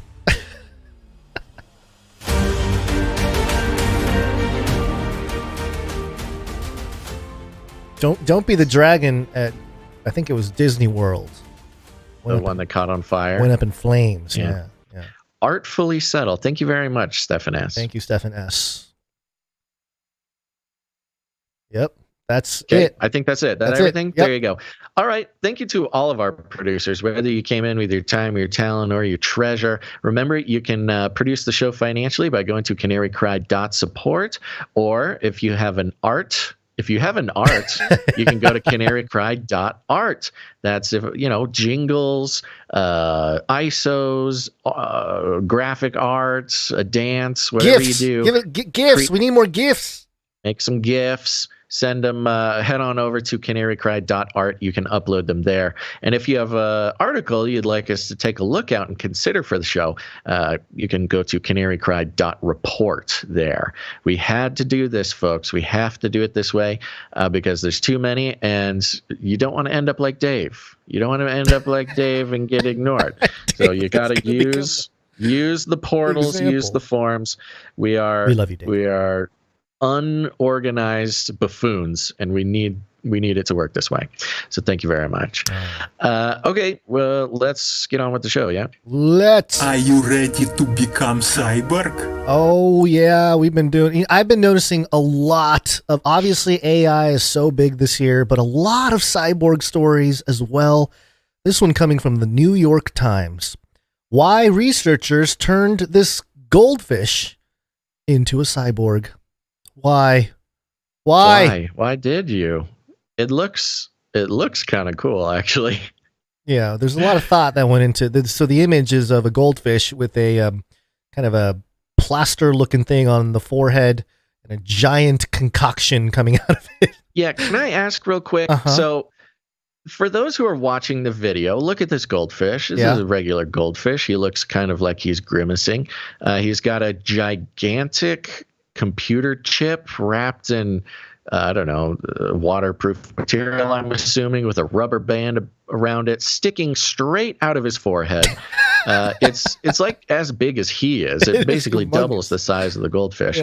And if this makes you uncomfortable, or if this brings you delight, or maybe a little bit of both, delight in sort of the horror of looking at the research that is creating the future of transhuman humanity, go ahead and hit the thumbs up button here while you're now, please. Yeah, hit the thumbs up button on Rumble or YouTube or wherever you are. I'm looking at the numbers, folks. A lot of you have not hit the thumbs up button.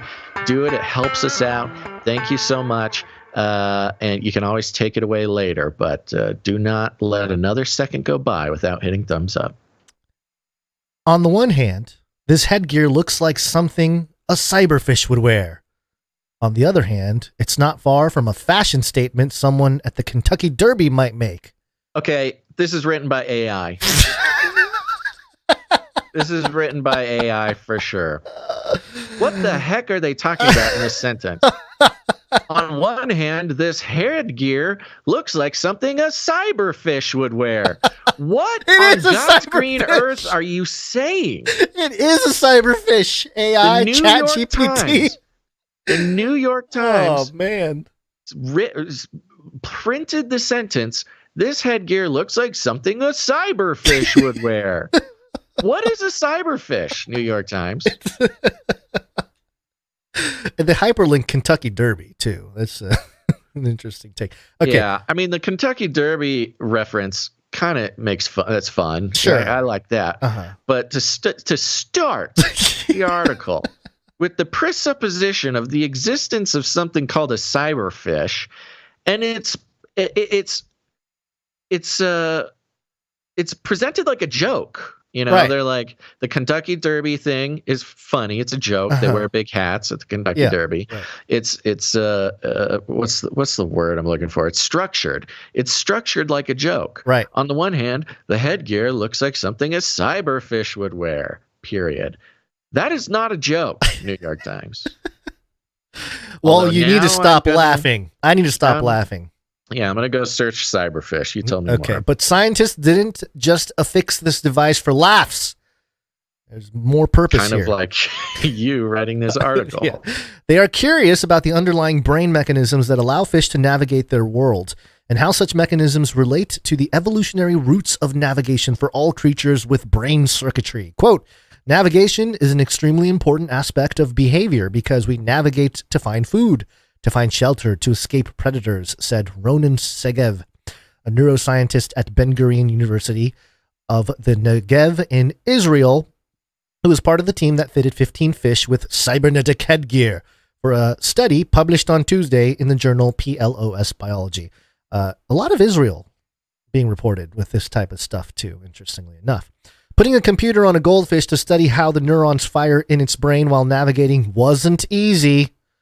It takes a careful hand because the goldfish's brain, which looks a bit like a small cluster of lentils, is only half an inch long. Under a microscope, we exposed the brain and put the electrodes inside, said Lear Cohen, a neuroscientist and doctoral candidate at Ben Gurion who performed the surgeries to attach the device. Each of those electrodes was the diameter of a strand of human hair. It was also tricky to find a way to perform the procedure on dry land without harming the test subject. Quote, "The fish needs water, and you need him not to move," he said. He and his colleagues solved both problems by pumping water and anesthetics into the fish's mouth. Once the electrodes were in the brain, they were connected to a small recording device which could monitor neural activity and which was sealed in a waterproof case mounted on the fish's forehead. To keep the computer from weighing the fish down and impeding its ability to swim, the researchers attached buoyant plastic foam to the device. That's what you're seeing at the top there. Oh, it helps it float. Helps it float. Yeah. Otherwise, he just gets dragged to the ground. Yeah, makes sense. After recovering from surgery, the fish debuted their headgear in an experiment. The goldfish navigated a 2-foot-long, 6-inch-wide tank. The closer the fish swam to the tank's edges, the more the navigational cells in their brains lit up. The fish's brain computer helped reveal that goldfish use a system of navigation that is subtly different from what scientists have found in mammals. Oh, no way. Yeah. Weird. So, there's no difference between a man and a woman, but there is a difference between a goldfish and a human. So, science. Thank you, science. Here's what I found interesting, because it talks about how, they found a certain, there's a comparative thing going on here with how goldfish navigate according to brain data and how mammals navigate according to brain data. And then it just goes right into, for humans and other members of our class. What do you mean class? Like what? The elite class? Or are we talking about just like Homo sapiens? For humans and other members of our class, navigational cells specialize in pinging our precise location within our environment and building a map around that spot. Mammals have specialized neurons that create these "you are here" pins in the mental map. The researchers didn't find those cells in fish. Instead, goldfish rely on a type of neuron that fires to let the animal know it is approaching a boundary or an obstacle. By combining the information about how far it is from the various barriers, the fish is able to orient itself in space. The mammalian navigation system, Dr. Segev said, amounts to cells that let the animal determine, I am here, I am here, I am here. In goldfish, he said, the cells work to impart a different message. Quote, I'm in this position along this axis, and this position along a different axis, end quote. I'm sure that's what the exact thing the fish is thinking. Sounds kind of like robots. Yeah. Fish aren't real. Next thing, fish aren't real. They're all fish are cyborgs. Mr. Cohen cyberfish. Mr. Cohen suspects that the variations in animals' navigation circuits may correspond to the different challenges they face getting around their habitats. For instance, he said, the ever-shifting currents of a watery home could mean that for fish, it's easier to know the distance from a salient feature in the environment than knowing an exact position. All of the experiments were approved by the university's Animal Welfare Committee, and the researchers euthanized the fish after their swimming trials so they could further examine their brains. The team hopes to continue learning how so merciful and why fish's navigation systems differs from ours. So this is unusual. Why are we? Wasn't that part of the whole thing? Is you don't want to harm, you don't want to hurt animals when you do this type of experimentation, especially unless as you're Fauci. Oh yeah. You're Israel. Fauci, you can kill 1,000 puppies. That's true. You're right. I guess it just determines. It's based on who you are, maybe who you know. Yeah. The team hopes to continue learning how and why fish's navigational systems differs from ours. Adelaide Sibo, a biologist at Oxford University who was not involved in the study, said she found the project, quote unquote, pretty amazing, as well as important. Quote, we're modifying a lot of animals' environments. And if you understand how an animal navigates, you will know if they are able to cope with changes that are happening in the world at the moment, said Dr. Sibu. For fish, that could include water that becomes murkier because of pollution. And that's where the article ends. But I find it interesting, it's talking about animals, but just replace the idea of animals with people in this regard. So we're modifying a lot of people's environments. And if you understand how people navigate, you will know if they're able to cope with changes that are happening in the world at the moment. Okay. Maybe I'm making too big of a deal about it, but they seem to know a lot about how human brains work, or assume how human brains work, and just sort of not saying it, but instead saying like, hey, it's so different from the goldfish. This is kind of interesting, especially in the context of this next article. So, So if you have anything else, or can we check this one out? So I think, I think we're good. Yeah, about, the humans' ability, or animals' mechanisms by which they navigate the world around them. And when that world changes, if you know how they do the things they do, perhaps you can, I don't know, have some insight into how to either change it further, or what to, or what they can handle. That was one of the things handle. Was, with can the fish handle certain environmental changes? Well, if we get a direct data from the brain, we'll know if they're handling it or not. That kind of stuff. I think that might have some potential in this next thing. Let's check this out real quick.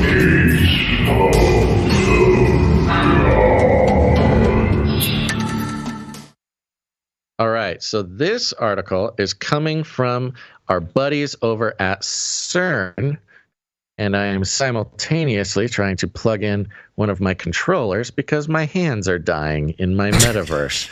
And that's just what a beautiful metaphor for a human trying to figure out how to navigate life in a strange new world. Okay, this is coming from home.cern.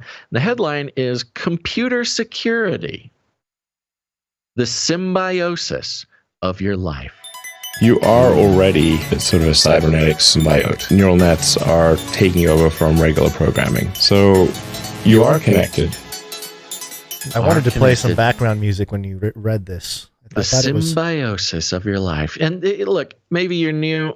Something you need to know about CERN is they're not just sort of the organization that controls the interdimensional portal in Switzerland that lets demons into I like how you lead our with that. realm. Right. It's not just that, but they're also very fervent and pious occultists. Yeah. And we know this because they tell us and they show us every time they open a new machine, or they do, have some sort of presentation. There is always some sort of absolutely bonkers, cuckoo bananas, occult sort of presentation. It's art, Basil. It's just art. You don't understand. Yeah, and it's always done in the context of art, and it just happens to be art that has all the symbolism of Satanism and occult Luciferian ideology. Art. And in true CERN fashion, they got a little artsy-fartsy. Just a little. So I'm going to read this to you, and then we're going to think about it quietly together. Following a surge of technological innovation starting at the end of the 20th century, the 21st century has brought a major socio-biological evolution that not even Charles Darwin would have dreamed of. The Homo sapiens sapiens digitalensis. Humans sociologically embedded in the digital communication networks, cyborged with smartphones in their hands, exporting memories onto disks full of bits and bytes, and living in symbiosis with their digital devices. While they were just Homo sapiens sapiens, humans risked becoming just physical prey, potential victims to thieves and criminals, bullies and mobsters. But as Homo sapiens sapiens digitalensis, they have become digital prey too. Potential victims to cyberpunks and cyber criminals and cyberfish of all kinds.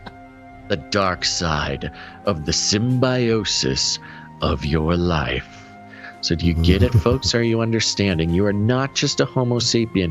You are a new breed, a new evolution in humanity, living a symbiotic relationship, a symbiotic life with technology. And it continues. Oh yeah, not only were you once physical prey, food for some predator, but now you are digital prey. You've opened yourself up to predatory cyberpunks and cyber criminals. Cyberfish. Okay, it goes on. Symbiosis, the merger of your physical and digital life. A shift of focus towards your smartphone and laptop, communicating, navigating, informing, buying and paying, photographing and recording, listening to music, health monitoring, and doing sport. Sport! Do sport. There are only a few areas of our personal lives where our smartphones and laptops don't matter. You live in symbiosis with all the data stored on those digital devices. Your photos and films and TikToks, your chats, tweets, posts, games, loot boxes and game scores, your folders, files and documents, your credit cards and bank account information. In short, your digital life. Data. That is probably very personal, probably very important, probably very valuable. Data that is potential digital prey for cyberfish. They all want to share their data. Cyber criminals. And this symbiosis is profound. Just think of those sweaty palm moments when you can't find your smartphone in your pocket or your bag, when your laptop doesn't start, even when you press the power button over and over again, when you can't find that precious document in any of your folders, click. Exclamation mark, when your Wi-Fi doesn't let you in, or worse, your ISP is down. Oh, no. Functionality being a potential digital prey for cyberpunks too. Cyberpunks.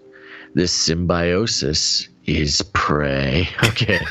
Everything is prey. There's so much prey. Okay. We've got a very predatory poet writing this about CERN. CERN. The punchline's coming. Don't worry, folks. Okay. Right. This symbiosis is prey. So your relationship of you and your technology itself, that relationship is prey rife for cyber criminals. The cyber criminals are on the prowl for your digital life, obtaining access to your devices, following the applications, web pages, and chats you access, recording your every keystroke and mouse movement, spying on your conversations by enabling the built-in microphone, watching you at home, everywhere, by switching on the embedded camera, sifting through all your data, files, and folders, monitoring your activities and habits when you log in, when you pause, when you sign out, private activities and work-related ones, profiling you for their malicious deeds. You are prey. Prey. This symbiosis needs protection. Your digital life needs protection. Aha. Your symbiotic devices, smartphone and laptop need protection. As a Homo sapiens sapiens digitalens, you should. Yes. Here's What should we do? What should we do? So all of this epic rephrase, this philosophical sort of poetry, redefining of your very identity as a Homo sapiens into something else, not just a Homo sapien with a phone. You have now become something else. Pray for cyberpunks. Digitalensis, with new enemies, new predators, new ways of thinking about the dangers of your life, the ones that perhaps are even more scary than just being attacked by a regular fish. It's getting hacked by a cyberfish. And this was all a way for CERN the organization opening up the portals and the demons and the science and all that kind of stuff. It was all a way for them to tell you to make sure you reset your passwords. Hey, keep strong passwords. Good idea. Here's the list. To protect yourself as a new evolution of human, you should have different and strong and complex passwords. Okay. You should enable two-factor authentication. Good idea. You should auto-update your operating system. I don't know about that one. You should get some antivirus software. You should, what's this one? You should encrypt your laptop with BitLocker. You should only install software from trustworthy services. Don't click on malicious links, and keep a backup of all your data. This symbiosis is your life. It comes with a lot of benefit and with drawbacks. Following the hints above can make your digital life safer and more secure. You are a Homo sapiens digitalensis. Behave like one. Act like one. Respond like one. Protect like one. Wow. So epic. Absolutely bonkers.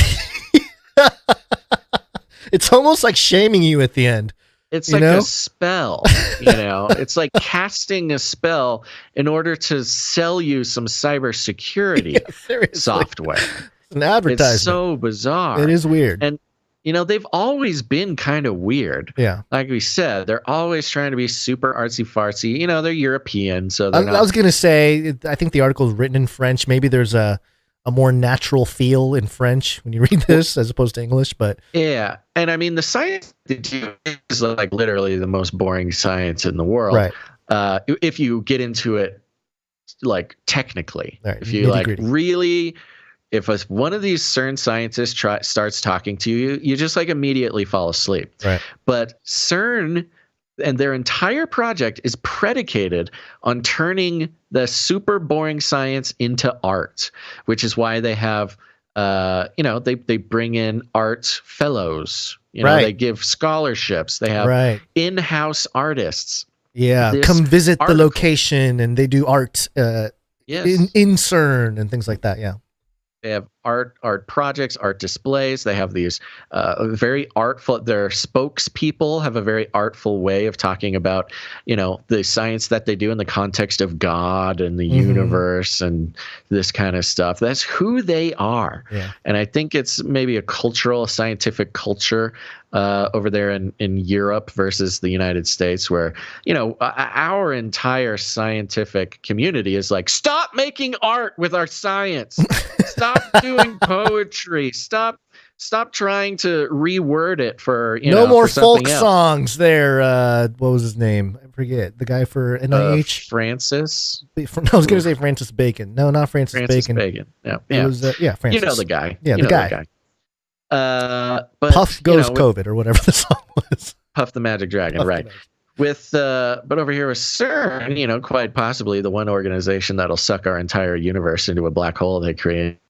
They very much focus on this sort of artistic way, and it's not just about the art. It's not art for art's sake. It's art for cultural change. Right, culture. This whole thing is to it's like a pre-runner to considering the transhumanist future, where once you're a cyborg, you got all your bits and bobs and installations and kangaroo legs and stuff, then you are something more than human. It's almost like you're post-human. The way post-humans communicate is through art. We don't talk to you like you're talking to a person. Yeah. We express ourselves through poetry when we communicate. It's probably going to become more of a thing. We could call it beast fashion. Well, and CERN has done a great job of not just being a scientific organization. They are a culture-shaping organization. We've seen it over and over again. We've got plenty of stories and episodes in the past. You can take a look out for that. So this is an example. They're sort of pre-running the idea that you already are transhuman. So when you talk about the global movement towards transhumanism and considering humanity something that it is not, CERN coming out with such a cultural take on such a boring boring thing. Like, use strong passwords. Use two-factor authentication. Really? Right. I mean, that's like the most mundane security thing ever, but okay. It's almost like the true purpose of CERN is more of a cultural engine. Yeah, than it is an actual scientific institution. Well, either way, they need the money. Yeah, they kind of merging this super heady, artistic sort of philosophical view on boring things like cybersecurity is how you do it. That's how you preempt the masses to consider themselves post-human. Because, they've been post-human ever since they had to get two-factor authentication. So what's a brain chip? What does that matter? Yeah. Well, it does sort of desensitize to, as we progress. And also, hey, we got cyberfish. Well, the cyberfish aren't alone. You got Homo sapiens digitalensis as well. We're all upgrading together, guys. Come on. Get on board. The amount of times they said cyberpunk in this article is ludicrous.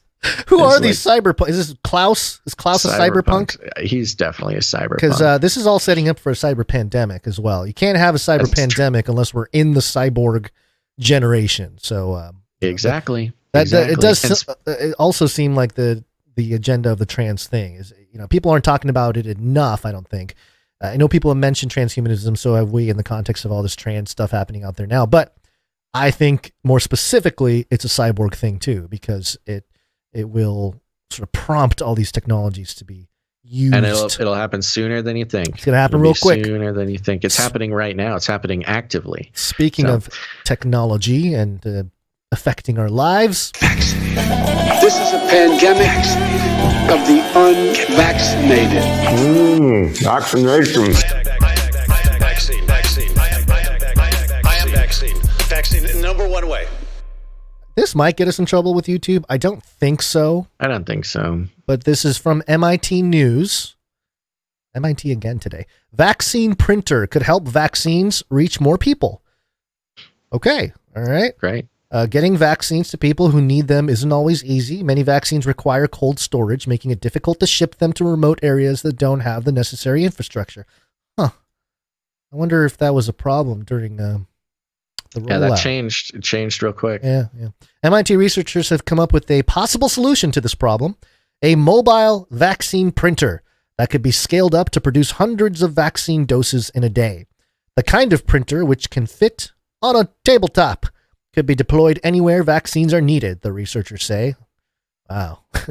Quote, "We can someday have on-demand vaccine production," says Anna Jaklnek, a research scientist at MIT's Koch Institute for Integrative Cancer Research. Quote, "If, for example, there was an Ebola outbreak in a particular region, one could ship a few of these printers there and vaccinate the people in that location.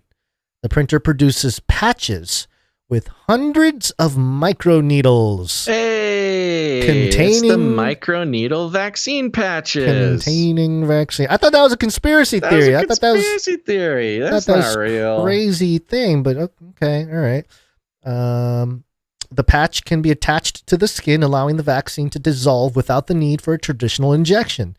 Once printed, the vaccine patches can be stored for months at room temperature.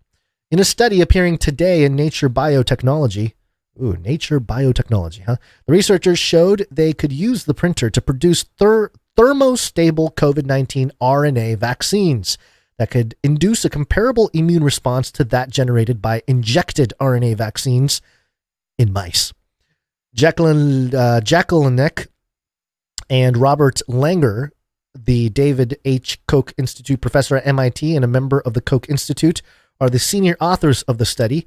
The paper's lead authors are former MIT postdoc Aurelien van der Straeten, Morteza Sarmadi, PhD 22, and postdoc John D'Aristotle. Okay, and it keeps going here. There's some stuff about the refrigeration and how, the storing gets difficult, but this allows it to kind of get around that. But I want to get to the part here where it says antibody response. To test the long-term stability of the vaccines, the researchers first created an ink containing RNA that encodes Luciferase. Hey, Luciferase. That was also a big old conspiracy theory. A luminescent protein. What is MIT doing? Trafficking in conspiracy theories? I don't know. I'm not quite sure. But they applied the resulting microneedle patches to mice after being stored at either 4 degrees Celsius or 25 degrees Celsius room temperature for up to 6 months. They also stored one batch of the particles at 37 degrees Celsius for 1 month. Under all of these storage conditions, the patches induced a strong luminescent response when applied to mice. In contrast, the luminescent response produced by a traditional intramuscular injection of the luminescent protein encoding RNA declined with longer storage times at room temperature. Okay, so the big thing is storage, transportation. How do we get this thing out there? Well, the traditional methods didn't really work. And I would suspect that a lot of people that got the shot when they rolled out, as much as we talk about the damages and the issues that it caused, which it certainly has, a lot of people didn't get any kind of issue at all. And I would imagine that, there could be some dormant thing in there, but I would imagine that a lot of it had to do with they were bad. They were just not, they're deteriorated. Well, we don't really know. That was a weird part of it where one of the problems was that it needed to be in sub-zero temperatures, and then suddenly the next week they don't need to be. They don't, yeah. But then even when they were, the people doing it, they were bringing like an igloo cooler out, Right. Like you'd expect it to be more of like a sign, like a smoke coming out or dry ice smoke coming out of a thing. There was a week when the biggest crisis was that we didn't have enough freezers in the country. It's very strange. Yeah. But not now. Now you got a 3D printer, print out a nice little vaccine patch and inject the luciferase in there, and everything's fine, and all the conspiracy theorists can just go home because this is a vaccine, MIT's website. A vaccine that illuminates inside your body. There's one part here too. Quote, this work is particularly exciting as it realizes the ability to produce vaccines on demand, says Joseph DeSimone, a professor of translational medicine and chemical engineering at Stanford University. There he is again. Who was not involved in the research, not even involved, but somehow he gets a quote in the MIT article, of course. Wasn't there, just a side note, wasn't there a certain part of law that's not accepting Stanford students anymore? Something to that effect? Might have to look that up. I don't know. There's something that happened where Stanford people got banned. Okay, so it mentions the people that worked on this paper at the very bottom of this article. The research was funded by the Biomedical Advanced Research and Development Authority, BARDA. Yay. As well as some other organizations internationally, including the Belgian American Educational Foundation, the Brussels thing, Bodosaki Foundation, Onassis Foundation, the U.S. National Institute of Health, so NIH, right up in there, and on-demand vaccine coverage, and luciferase experiments on mice, as well as the Koch Institute core grant from the National Cancer Institute. So I think we'll see this type of thing for cancer as well. Like you start getting cancer, hey, instead of chemo, we're going to do 3D. Yeah, print out the little patches. Yeah. So, not a conspiracy anymore, apparently. Just MIT's latest cutting edge. Yeah. Well, there you go. We knew it was coming, folks. You knew this. Well, it also seems like a couple of years ahead of the time when you listen to this show. That's true. Well, I think it does seem like now, especially with a lot of the technology coming out, part of the reason for a C-19 event is to create a purposeful sort of I have some ideas. A market? It's sort of like ensuring Big Pharma has some kind of payload built into the whole process of 3D printing, like the cutting edge of 3D printing. Because if 3D printing becomes ubiquitous, the tech has to benefit. It's got to deliver. The big boys. Yeah, it's got to deliver for the big boys. Right. Yeah. So it's got to be monetized, I suppose. So yeah. Well, speaking about delivering for the big boys, there's an asteroid coming, Gons. Oh, Space Pope Reptilian. Yep. jpost.com headline. Now, folks, you'll remember we just barely skated by that other asteroid. I got it here. That was from Jerusalem what was Post. The size of asteroid the size of 33 armadillos to pass Earth on Sunday. Right. That was back in March. Yeah. 33 armadillos big, folks, and there's another one a coming. Asteroid the size of 48 eggplants to pass Earth Tuesday, says NASA. 48 eggplants, folks. Think about it. Might not sound scary, but have you ever seen 48 eggplants in one place before? Actually, I have my grandparents live on a eggplant farm, so yeah, I have. That's the most Japanese thing I've ever heard. An asteroid the size of 48 eggplants is set to pass by the Earth on Tuesday, April 25th, just ahead of Israeli Independence Day. Well, that was NASA's asteroid tracker. It was yesterday. It was DNA Day as well. Oh, do you think DNA the Day dropped off a little? I don't want to go there. But... No, you don't. I'm going to keep going. The asteroid in question was designated 2023 HF4, having been discovered this year, according to the Center for Near-Earth Object Studies at NASA's Jet Propulsion Laboratory. Oh, there they are again. Yeah. Occultists. Although it is just one of 5 asteroids set to pass by the planet on Tuesday, 2023, HF4 will be coming much closer than any of the others. How big is the asteroid coming toward Earth in 2023? Asteroid 2023 HF4 is rather small as far as asteroids go, being estimated by NASA JPL to be around 12 meters in diameter at most. To put that in perspective, this is what I love about JPost and the asteroid sizing scale. We're going to need to start. Here's the thing. We're going to start tracking this. Yeah. Because it feels like there's something more going on here, folks, especially those black-robed NASA figures. They love putting some messaging right out there in the open. The last one was 33 armadillos. This one's 48 eggplants. To put that in perspective, consider the eggplant, also known as the aubergine. This vegetable is a staple of Israeli cuisine, okay? Being found in everything from salads to street food sandwiches like falafel and shawarma. And of course, it is one of the main ingredients in sabish. So there's just some stuff about eggplants. That aside, according to the University of California, Davis, the average eggplant grows to around 10 inches or 25 centimeters in size. By those calculations, asteroid 2023 HF4 is the size of 48 eggplants lined up. And here's the thing, Gon. So listen up. First of all, I think that this is a good idea for a song. With the musician producers out there, keep this in mind. We got asteroids. They're coming. They're the size of 33 armadillos. We got another asteroid, size of 48 eggplants. At the end here, they list some other ones coming. Oh, so we got asteroid 2023 HL2 with an estimated diameter of 47 meters, or just under 31 king salmon lined up in a row. So we got 48 eggplants, 31 king salmon.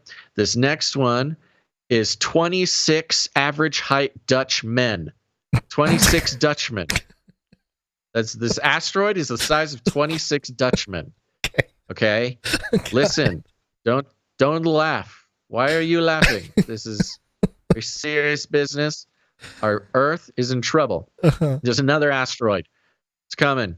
124 and a half Louis Vuitton Speedy 25 bags. And a half, huh? Half of, they really had to. What are they? Be very what are accurate. they trying to tell us, Gons? I think. What is the message here? Beast fashion, Louis Vuitton. Maybe there's some upgrade or downgrade. Maybe it's the one or the other. There's another one.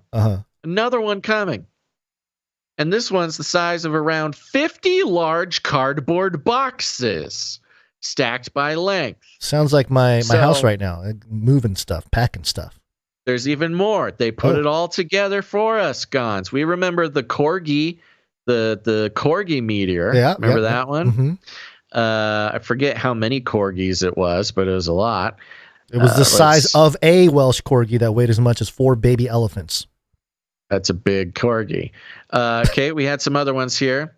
We had one that was half a giraffe, 1/2 giraffe sized. We had one that was 2 Super Bowl trophy sized. Let's see here. Yeah, there you go. So we need to do a song or something. Somebody should be writing this down, because maybe there's some sort of code embedded into these measurements. There's some sort of message being sent here, and it might be the most diabolical sort of encryption that I've ever seen. 33 armadillos, 48 eggplants, 31 king salmon, 26 Dutchmen, 124 Louis Vuitton bags, 50 large cardboard boxes, a half a giraffe, and 2 Super Bowl trophies. Sounds like a 12 Days of Christmas song. I think that's the easy one. That is the easy one. We could easily do a 12 Days of Christmas, but I think there's something more here. And sometimes it's about thinking outside the cage, folks. If you're trying to crack the Enigma machine, sometimes you got to put it into musical form. Maybe some art. Maybe it's like a calendar, like a Mayan calendar type thing. But you've got all these different. I don't know what it is, but I'm very suspicious there's some sort of hidden in plain sight Illuminati messaging going on here, and it's up to us to crack it. The fate of humanity might rest in our hands. According to the interwebs, which never lies, there were 48 prophets in Israel. 48 cities were assigned to the Levites, and some occult practitioners consider 48 to be the number of the returning Messiah. Oh, that's interesting. Mm-hmm. I think maybe that's why my brain is so focused on the fact that this is some sort of code, because the Bible numbers, the sort of prophetic trends through the Old and the New Testament sort of trains you to keep a lookout for, the measurement of meteors, and also measurement in other unknown sort of dimensions, because you got cubits. If you're growing up in Sunday, you learn that Noah's Ark is whatever, 1,300 cubits by blah, blah, blah. Things measuring in ways that you could never sort of imagine, nor anybody would need. And that's exactly what's going on here at the Jerusalem Post in regards to these NASA asteroids. I don't think this is a NASA system. I think this is just a Jerusalem Post. Yeah, Jerusalem Post thing. Yeah, that's the other part of this, folks. Yeah. This is not reported everywhere this way. It is just Jerusalem Post, and they're doing this all the time. Every time there's a new asteroid, Jerusalem Post is the one making up these cuckoo bananas measurements.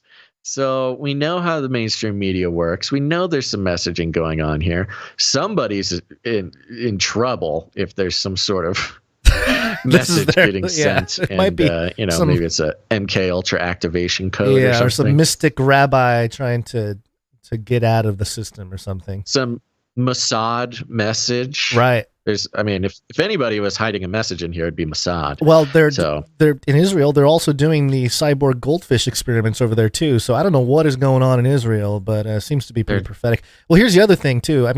Not to be too crude, but the emoji for we were so close to just keep it here's going why I bring it without you having to do this. The only reason why I bring it up is because of our Flippy update today. Yeah, it is Flippy update related. It's a strange thing. I'll just leave it there. Strange connection. So there you go, folks. We're passing this on to you. It is your mission to decode. If you want this link, you needed to have been signed up for our newsletter. By doing that, go to canarycry.party, find the newsletter button, click on that. You'll just receive emails before every show with all of our sources and the art for that day. And a reminder, you can also join our text message alert system. All we do is just send out a simple text message before every show so you know we're going live. And if you want to join that, just text the word Canary to 877-740-3226. And with that, let's thank the rest of our producers, starting with the Clippies.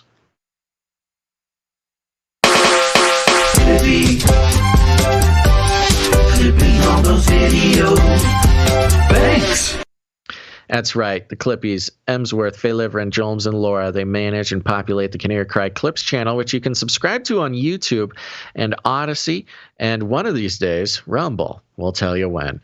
But go subscribe to that. It's this show clipped out, nice, shareable, careable, bite-sized pieces. Very good resource for both entertainment and research. Thank you, Clippies. Thank you. And that's made possible by our timestampers. Timestamp, it's hard work. Timestamp. Thank you to Jade Bouncerson for timestamping episode 616. A very helpful, incredibly important job that goes into so much of our back-end stuff. Thank you, Jade. Yep. Leave us some ratings and reviews, folks. Oops, that's the wrong button. There we go. Yeah, you know it. You love it. Leaving us ratings and reviews is so important. Look, maybe you have, maybe you haven't already hit that thumbs up button. And if you haven't, please do before you take off. It helps us more than you could ever know. And this is not a lot of work. It's so easy. And you'd be actually helping the show out. So hit the thumbs up button before you take off. But leaving a rating and a review on Apple Podcasts is also a great thing to do because it does similar things. It activates those algorithms. These are the things that you can do to participate in the growth of this show. Already read Jonesy's. Okay, well, you haven't had one since Jonesy's.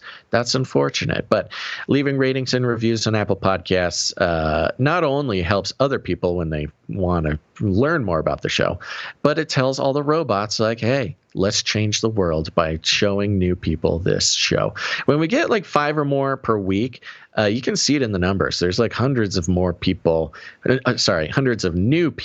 who have never seen the show before that suddenly find it. So ratings and reviews are great. Thank you to Jam for the links. Thank you to Clank for the assistance. Any article senders you want to thank?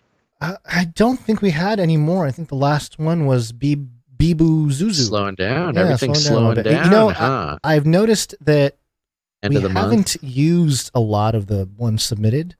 There's only been a couple times where we've actually recently used it. Yeah, and I think it's because there's a lot going on, and we've gone back and used ones from that list. Since they're on a list, it's been really helpful to go back and pull supporting articles, supporting evidence from some stuff. So well, thank you very much. You can send us articles at canarycry.report. Other than that, just share the show, folks. Share it with your friends, share it with your family, share it with your mom, share it with your mom's mom. But you don't have to share it in the regular ways. You can always find a unique way to share the show. For instance, have you ever heard of cyberfish? That's right, you've heard of fish, but now there's cyberfish. All you got to do, go down to your local fish market or a puddle and look for a little fish swimming around. He's living his life. He's having a good time. He's navigating using 3D vectors or whatever.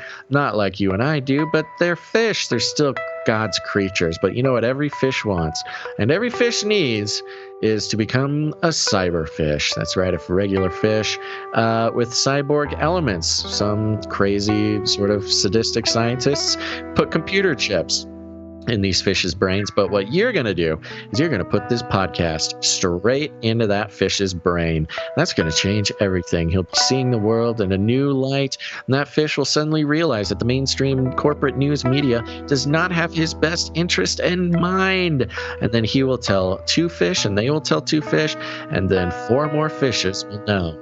And soon, it's just a matter of time before the entire undersea community, cyberfish or organofish, will be tuning in to Canary Cry News Talk. You alone are responsible for the illumination of the entire fish species. That's just one way you could do it. You don't have to do it that way. Other than that, if you need any more instructions, here's what you do. We call it rattling cages. You just walk right up to him, you grab him by the cage, then you shake it. The end of the world occurred pretty much as we had predicted. I want to shake things up, stir up some controversy, rattle a few cages. Hey, stop that! You'll never silence me. I'm the last angry man, a crusader for the little guy. Leave the bird alone. Never. Rattle a few cages. Rattle a few cages. The human race will have every opportunity to improve. And if they don't? Ask Noah. That's right, just ask Noah. All right, hit those thumbs up, everybody. And Gons, you got any last words? I believe this is the last episode of Canary Cry News Talk for the month of April, because we will be doing a Canary Cry radio episode on Friday. Oh, right. And the next time we do a news talk, it'll be May Day. Oh, wow. May 1st, Maybe Illuminati it's a show Day. I believe That's so. That's fun. Yeah. Yeah, We'll deconstruct the Illuminati message like we always have. Back on Monday. And who knows? Maybe it'll have something to do with an asteroid and the fact that it's 66 arugulas long. Prediction. Okay. And this will really test the simulation.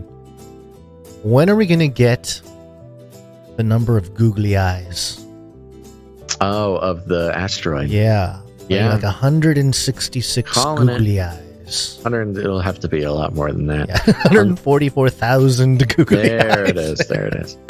All right, everybody. Okay. Thanks for tuning in to this episode of Canary Cry News Talk. Make sure to tune in next time. But until then, think outside the cage. Goodbye. I love the Great Reset. Armageddon's on the way. We're all gonna die. It will kill. Remember, reality is an illusion. The universe is a hologram. Buy gold. Buy! I want to shake things up, shake things up. I want to shake things up, shake things up. Leave the bird alone. I want to stir up some controversy. I want to rattle a few cages. I'm the last angry man. You'll never silence me. I'm the last angry man. I'm the last angry man. You'll never silence me. I'm the last angry man. A crusader for the little guy. Little guy. Well, we'll see about that. Whatever, Illuminati. Robot girls are one, all together it's an image. Robot girls are one, all together it's an image. Robot girls are one, all together it's an image. Robot girls are one, all together it's an image. It might seem scary, so frightening. Get ready for it. Don't push your button. Get in your spaceship. It will be over. Get in already. It will be started. Robot girls, robot boys, all together it's an image. Robot girls, robot boys, all together it's an image. Robot girls, robot boys, all together it's an image. Robot girls, robot boys, all together it's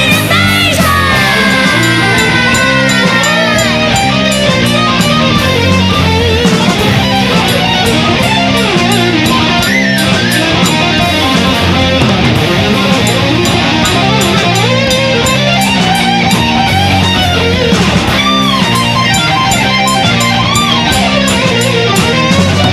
Robot girls, robot boys, all together it's an image. Robot girls, robot boys, all together it's an image. Robot girls, robot boys, all together it's an image. Robot girls, robot boys, all together it's an image. Now!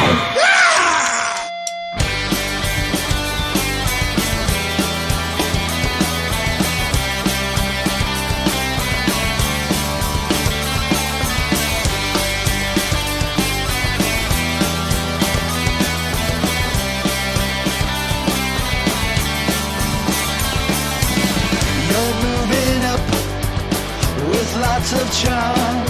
Come on, man, you're just an arm.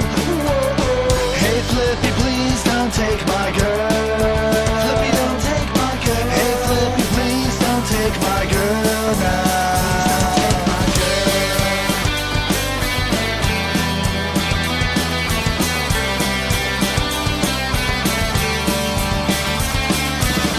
I'm history.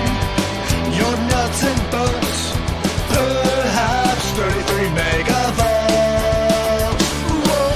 Hey, Flippy, please don't take my girl. Flippy, don't take my girl. Hey, Flippy, please don't take my girl now.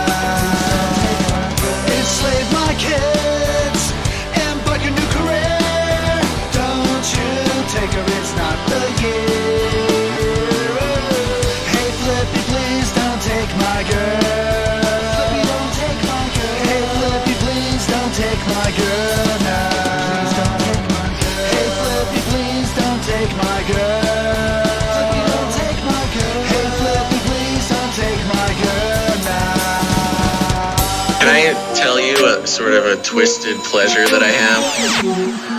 It's okay. No. Clearing out that lint trap. Clearing out that lint trap. Clearing out that lint trap. Clearing out that lint. Clearing out that lint trap. Clearing out that lint trap. Clearing out that lint trap. It takes time. A lint catcher. I love it, man. Hey, you gotta clean this out. It's like, a lint catcher. It's a great reset.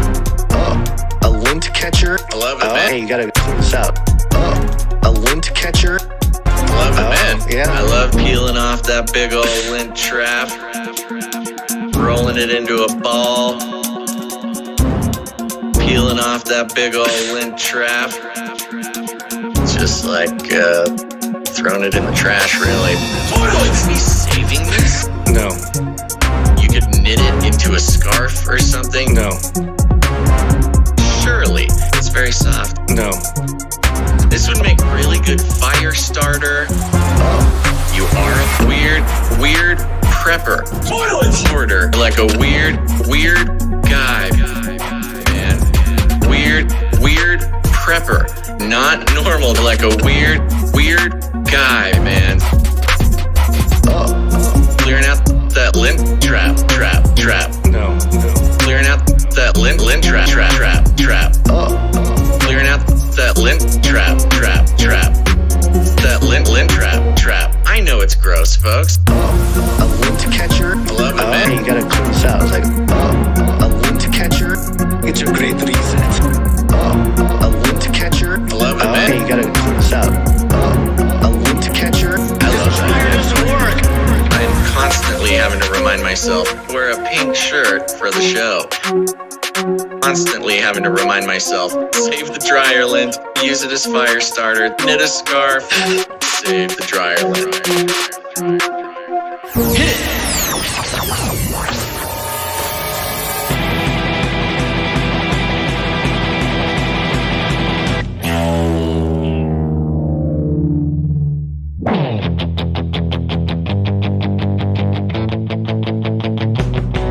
There's a new sun rising up angry in the sky.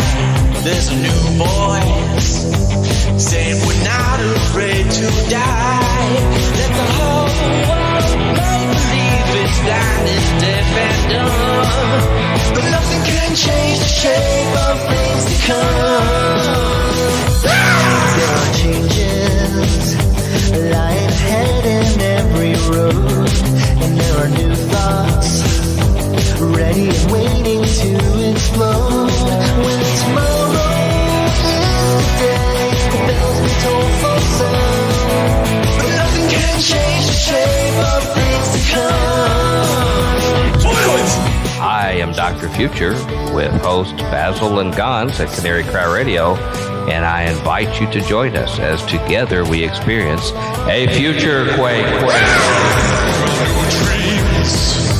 Crowding out all realities. There's revolution sweeping in like a fresh new breeze. Let the old world make believe it's blind and deaf and dumb. But nothing can change the shape of things. Nothing can change the shape of things. Nothing can change the shape of things. Nothing can change the shape of things. Goodbye, everybody, and that's the end. And everyone says, "Oh, that was fun." Bye. I'm out of here. Bye. CanaryCryRadio.com/support